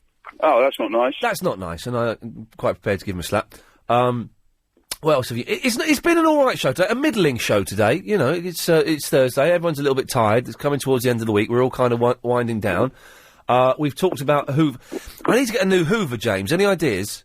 Well, you know, they say the Dyson Hoovers are good, but you know, I'm not really. I'm not really down with the Hoover technology. It's not really say that my Dysons forte. are good, but then I thought there was a thing in the Witch magazine that said Dysons weren't quite as good as everyone perhaps imagined. I could be doing Dyson a great disservice. I'm sure they're excellent. Well, I guess it depends what you want. If you want something aesthetically pleasing and you go, oh, I've got my Dyson out, then yeah, get a Dyson. I might get a Henry. Oh, they're rubbish. What? Oh, they're rubbish Hoovers. No, they use Henrys here, and this carpet is... Oh, yeah, I bet it's really short, isn't it? Like, you know, there's not much carpet to it. There's not much carpet to what? Well, the carpet, you know, you can get really... Oh, yeah. It's a short carpet. Yeah, well, that's probably all they're good for, really. Like, they don't seem to have that kind of... I've got quite thick, luxurious carpets in my house. Oh, then you want something with a nice rotating brush underneath to make sure that you've got all the dust coming up. Hang on a minute. You just said you don't know much about Hoovers. Well, I don't know much about the brand of Hoover. I couldn't advise you on the probably the best Hoover to. But now you're talking about rotating brushes and whatnot. Well, rotating. Everyone needs a rotating brush with a thick, luxurious carpet. Don't you feel? I didn't know you could get a rotating brush. Well, yeah, you know, like your general stand-up Hoovers. Yeah. So they've got rotating things underneath, don't they? Oh yeah, no. The lady wants me to get one that isn't a stand-up. She told me via the art of mime. But you can get them because we've got one at home, and it's like not a stand-up one. Okay. Yeah, it's great. Well, James, listen, you've gone from just phone up and say hello to actually being helpful and constructive. Well, I do my best, Ian. Good lad. Wicked show. James, thank you for that, mate. Take care. All right, take it easy, man. Bye-bye, there we go. 087. People are finding out being nice recently. I don't know why that is. It's since Nasty Adam has banned, the whole vibe has just changed. It's this kind of vaguely friendly... Did you give me the outtime? That you did, yeah. This kind of vaguely friendly vibe is going on. Eddie's in the Crouch End. Hi there, Ian. Hello, Eddie. I just noticed you were talking about a studio in Holloway Road. I think it was the same one I used to go to. Yes. Backstreet Studio. Backstreet Studio, that was it. And then I used to go there a lot because it was cheap and it was near me. It wasn't the best one, but it was cheap. Well, you could, I played drums or did. very lazy, as you know, all drummers are. Yeah, I always turn up late for everything. The laziest people, and I'm so lazy I don't actually get out of bed very much. Good lad. Backstreet Studios, I was quite shocked at. Has it been knocked down, did you say? Yeah, I drove past it, this is a couple of months ago now. Yeah. And I thought, hang on, there's something missing. Where's it gone? And it's gone. The whole thing is gone. Just completely knocked down. Oh, because, I mean, you could practice there. They give you a drum kit, all a few years back, for about $5 an hour. It weren't that much more when I was there. And I'm sure that Chris probably worked there when you were there. Do you remember Chris? Yeah, with the old roll up and hello, mate, how are you? Mate, how's it going? All right. He was a nice lad, him. I used to like him. Yeah, what a funny geezer. And they had pictures of all the people that had rehearsed there, including some famous people, and some people I'm sure Pink Floyd never rehearsed there. I didn't see it. I'm sure Pink Floyd never rehearsed there. They just stuck that picture up. It's a good place. But it's has he moved gone. on, do you know? I don't know where Chris is. I'm sure he's doing something, but... or has he still got somewhere to rehearse, or...? I doubt it. I'm so shocked it's been knocked down. I know, there's genuine shock in your voice, Eddie. Oh, yeah, because I've been there for years and years with various rubbish bands that I've been in. Yeah, me too. It's good, but, never mind. You had a great guest drummer, what was his name? Gilbrook. What was his name? Was it Dan? I can't remember his name. Gilbrook, wasn't it? He was brilliant, wasn't he, when we had a drummer in a couple of months ago? He played some great stuff. He was fantastic. We're hopefully getting Ringo Starr on the show tomorrow. Oh, yeah, right, that'll be great. Ringo Starr is going to help us make cream. Eddie, I've got to go, so we're going to the news. It's nice to talk to you, mate. I'll see you later. Thanks for the reminisce. There we go. Yeah, they've closed it down. Knocked it down, not just closed it down, knocked it down. 0870 9090. It's the last half an hour of the show. It sounds like I'm running out of steam. I know it does, and I am running out of steam. But I can pull it together. The last 30 minutes. Come on, let's pull our finger out, everybody. Here we go. Things in life rarely stay. 7.3. Iain Lee's Good Evening. Call 0870 9090 973. Okay. Lovely. Thank you. Sorry, I'm slowly slowing down as the evening wears on. I'm just getting a little bit... I'm so tired. I'm always saying I'm tired. I know it's boring to you, London, but it's tough, innit? Steve! Yes. Yes, boss? Well, earlier on you were saying you didn't understand why in the 70s football was so muddy and now it's so clean. Yes, I was saying that, correct. Simple answer, the groundsmen have got a lot better. But, well, hang on a minute. How does that mean that 45 minutes into a football match, when it's pouring down with rain, that they're not covered in mud? It's the type of grass they use. Really? Really, I'll tell you what, the grass they use now is amazing. Well, hang on a minute. Surely grass is grass. No, it's the way you grow it. Well, go on then. What do they do differently now? Well, I've got my garden turf, and you can actually buy different grades of grass. Right. And you can start off by spending about £10 a yard, wherever it is. Yeah. You go right the way up to about £50, £60 a yard, and that is like treated, pesticide, whatever they do to it. Yeah. Just take care of it proper, and it just doesn't break up as easy. Wow. I'm surprised by that. And so in the 70s, I imagine like the groundsmen were all like fat old bald blokes smoking a roll-up. I don't know, mate, but I'll tell you what, if you look at the pictures, though, Yeah. compared to now, I mean, even 3 seasons ago, I've been to White Hart Lane, Yeah. used to get a little patch around the goalkeeper's area. Yeah. Well, he's bouncing about, yeah. Not anymore. Look at the pictures nowadays. Really? That area is still green. They spent so much time. I'll tell you what, I actually went to, where was it, the San Siro Stadium. Yeah, I don't know what that is. And they would not let you even walk on the grass. How, okay, here's the thing that blows my mind. Well, you know when you're watching the football, and there's an advert on the grass, but it's in 3D. Right. How does that not get in the way of the players? Because it's a pure image. It's not actually on the grass. What? They portray it through the actual TV screen. They portray it through the TV screen? What is... It's like a lot of the billboards you see nowadays. Yeah. At the football ground, they're actually just blue. And the image is brought on by the advertisers actually playing the TV programme. No, right, okay. Yeah, Now you're talking out your bum. That's rubbish. It's like... You're saying that, okay, let's stick with you're talking about the advertising around the side of the pitch. Not all of them. At the stadium, it's just blue, right? So no one sees... So the 80,000 people in the stadium don't see the advertising, because... Some of them. And then... Because advertisers wouldn't want 80,000 people to see their thing, and then the TV companies project the advert on. Well, the thing is, you know, like the weatherman. That does not happen. You know, Well, I'm saying, if you look at some of the adverts, they're animated. Yeah, well, they could do that on... And you can't do that on a billboard. Of course you can do it. You can animate something on a billboard. Not on a blank sheet of paper, you can't. What? Not on a blank sheet of paper. What? Who's got a blank sheet of paper?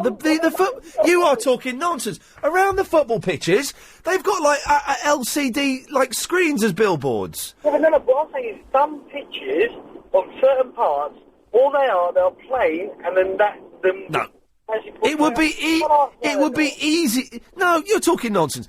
It will be so hard to superimpose well, listen, I've done stuff with blue screen, right, where you have a blue screen behind you, except it's never blue, it's green, and they superimpose the picture on you. Now, I have stood there for an hour while they've got the lighting right, while they've made sure... Because if you're using a green screen, the lighting has to be exactly uniform across the whole thing. There can't be any shadows, otherwise it muffs up.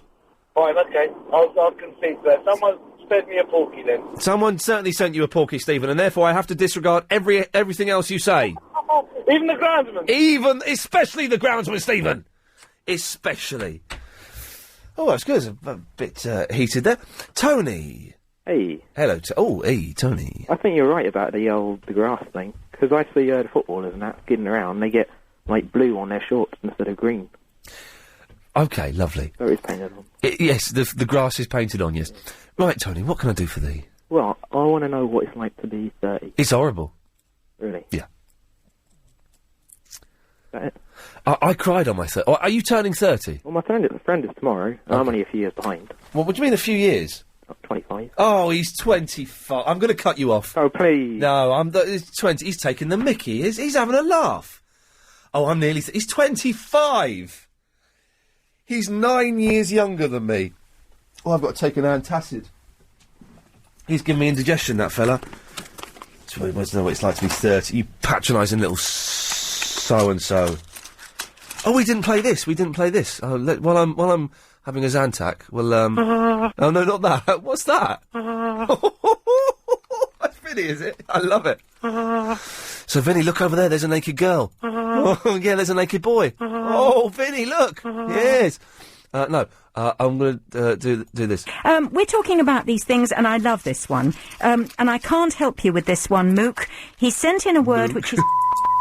Please would you check the origin? My grandfathers say it goes back to old sailors carrying a small Bible with them, and when annoyed, they would, with God, they would peel back the page and rub the tip of the against the holy words, smudging the words with the... I don't know, but I think your grandfather had you, and I think you just had me, and that's fine, and that's wonderful, and that's what live radio is all about. I was, explaining that to someone I was working with today, and they just thought that was the funniest thing. It's Simmer It. Simmer it until it's done. Simmer it until it's ready, then serve. I can keep making puns on his name, or he can talk to me. The choice is his. Simmer It. It says here on my screen, Simmer It wants to be the new Vinny. Well, I don't know if that's, ever... Yes. Oh, that's creepy, isn't it? Vinny, look over there, there's a naked man. Yes. Simmer It. Well, we'll leave his fader up. If he wants to join us, he's more than welcome to. Peter? Yeah, Ian? Oh, jeez. Oh. Yeah, that's all right. No, not your fault, my fault. Oh, it's Simmer. Yeah, Simmer, I'm talking to Peter now. Oh. You have to wait. Ian. You wait, we'll come back to you in a minute. Yes, Peter? Tell John to turn his film off, will you, mate? John, turn your film off, mate. I'm trying to listen to it, LBC, Ian Lee. What film was he watching? Who Dares Win? Oh, that is rubbish, that film. Well, you say that. You say that, mate. I say it, I've never seen it, I'll be honest. For a roughy-toughy paratrooper, it's a good film. Okay. Are you a roughy-tufty paratrooper? I am. Oh, okay, interesting. Hey, Vinny, I've got a big butch paratrooper on the phone. Yeah. Simmer it? Anyway, Peter, not you, Simmer it, not yet. Yes, Peter? Yeah. What did you want? You just wanted to call in and tell me... I just wanted to tell John to turn the film down. Hey, you know you paratroopers? Yeah. I could take you on easy. No, well... I could take you down, mate, all the way to a little place that you may have heard of. It's called Chinatown. Chinatown? Yeah. Bring yourself down to Aldershot, mate. I'll come down to Aldershot and I'm going to kick you right up the backside. Yeah, come on, you. I'll take you all on, you paras. You ain't nothing but a big bunch of girls' blouses. No, Don't say that. You big lightweights. Yeah, I cut him off there, Wiki. Yeah, nice one. I did a hit and run on a para. Simmer it. Hey, well, I'm gonna beat up Vinny, Nick. Well, anyway, I'm the new joke guy now. You're the new joke guy? Yeah. Prove it. Okay. The Prime Minister just had a meeting with his new cabinet. He also spoke to his wardrobe and had a quick chat with his chest of drawers. Funny or what? No.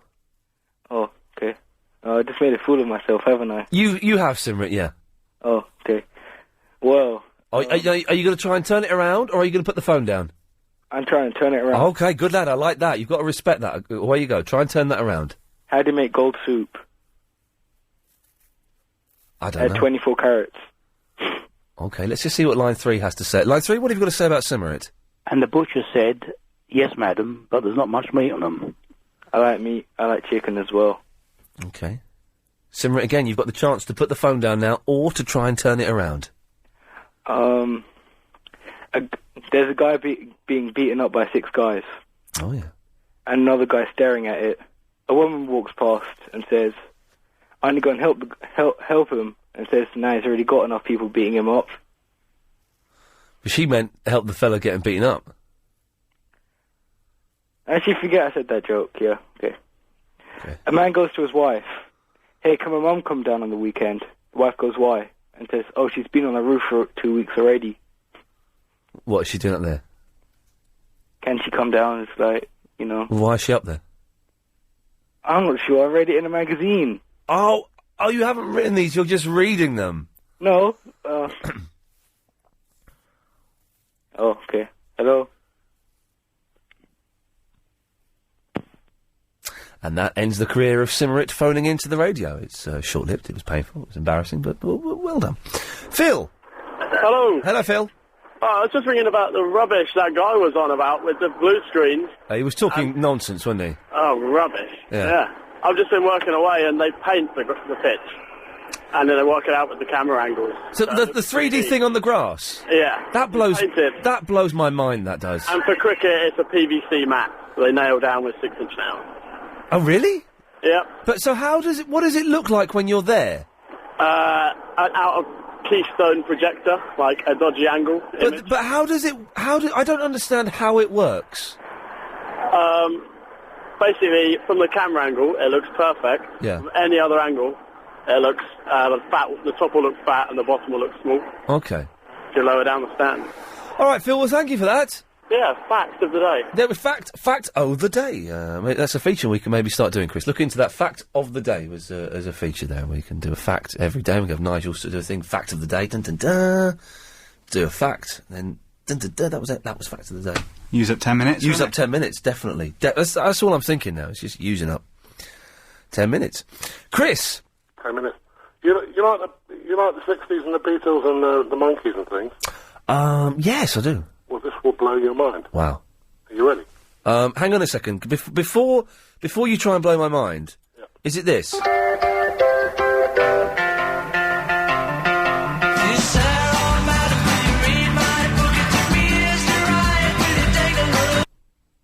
can better that.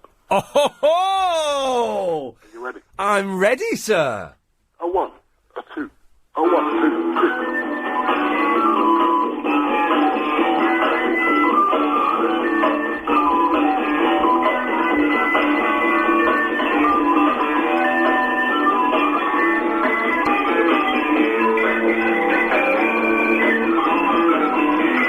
What a bloody racket.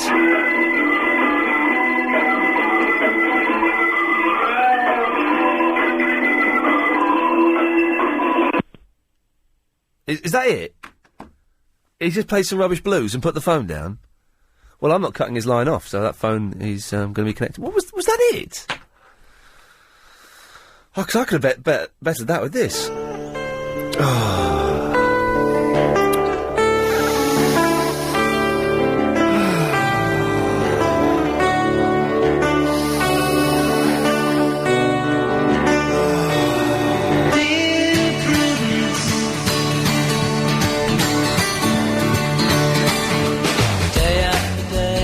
It's weird, this one, isn't it? It's weird. My head can't quite work out what's going on. Let's skip along a bit, see what's happening here. Hang on.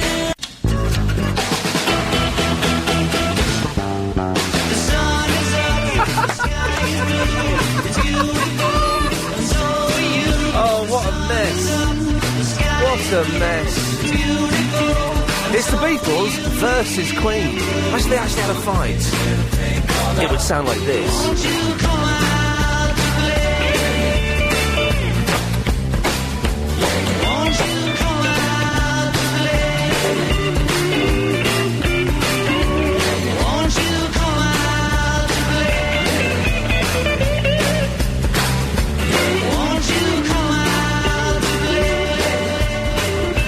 Let's have the travel, then go home soon.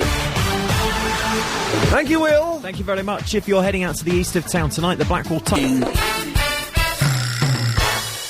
Why have you moved that? Are you expecting me to go somewhere? Do you want me to go somewhere, Chris? That guy who played that mashup is calling back in. Which one was he, Darren? Number 8. Yes, Chris? Are you ready? What for?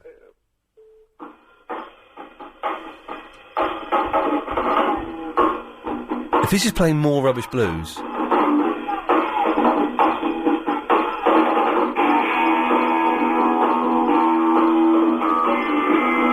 is this?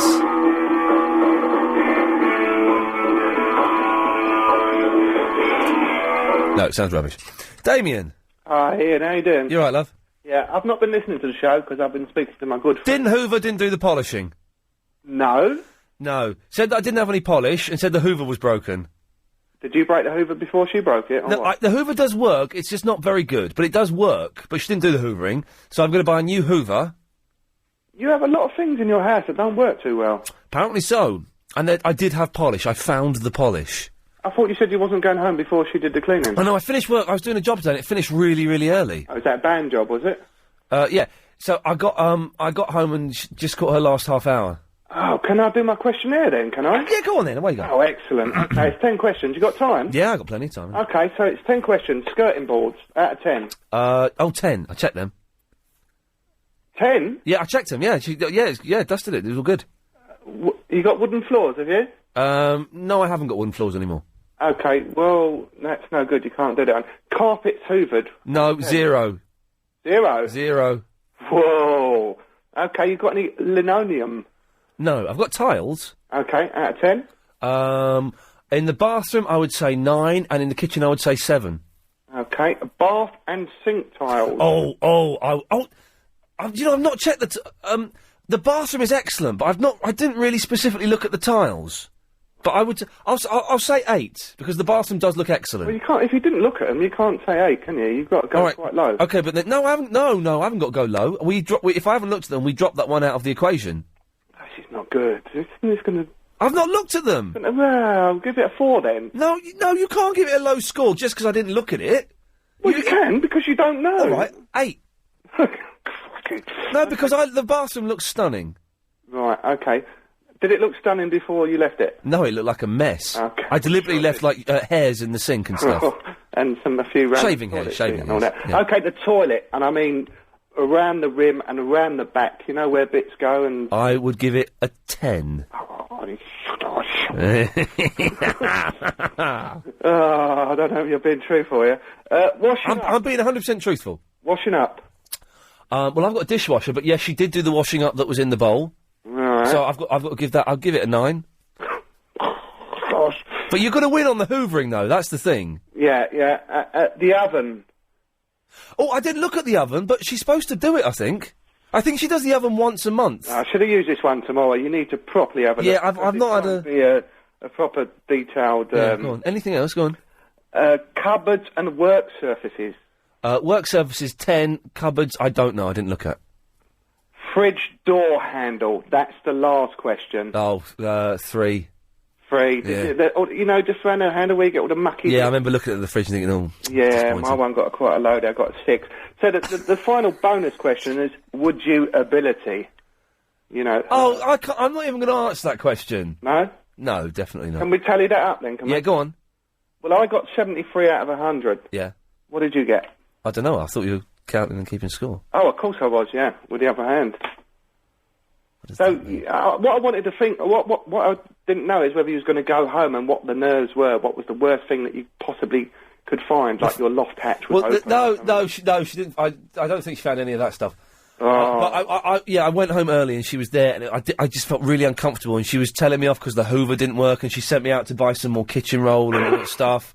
And I'm like, yeah, all right, whatever, you know. And do you know what? Genuinely disappointed that she didn't do polishing because she couldn't find the polish. Yeah, there was dust on the top of the mirror in the living room, and there was dust on the windowsill in the bedroom. Those two things annoyed me, and upset to the point of actually I'm a bit weird. Actually feeling really anxious about it, even now. Anxious that she didn't hoover up. Yeah. Just really, I feel really anxious is the only word to describe it. But you're happy to have her back a second time, are you? Well, she's contracted for 3 months. Excuse you, me? We.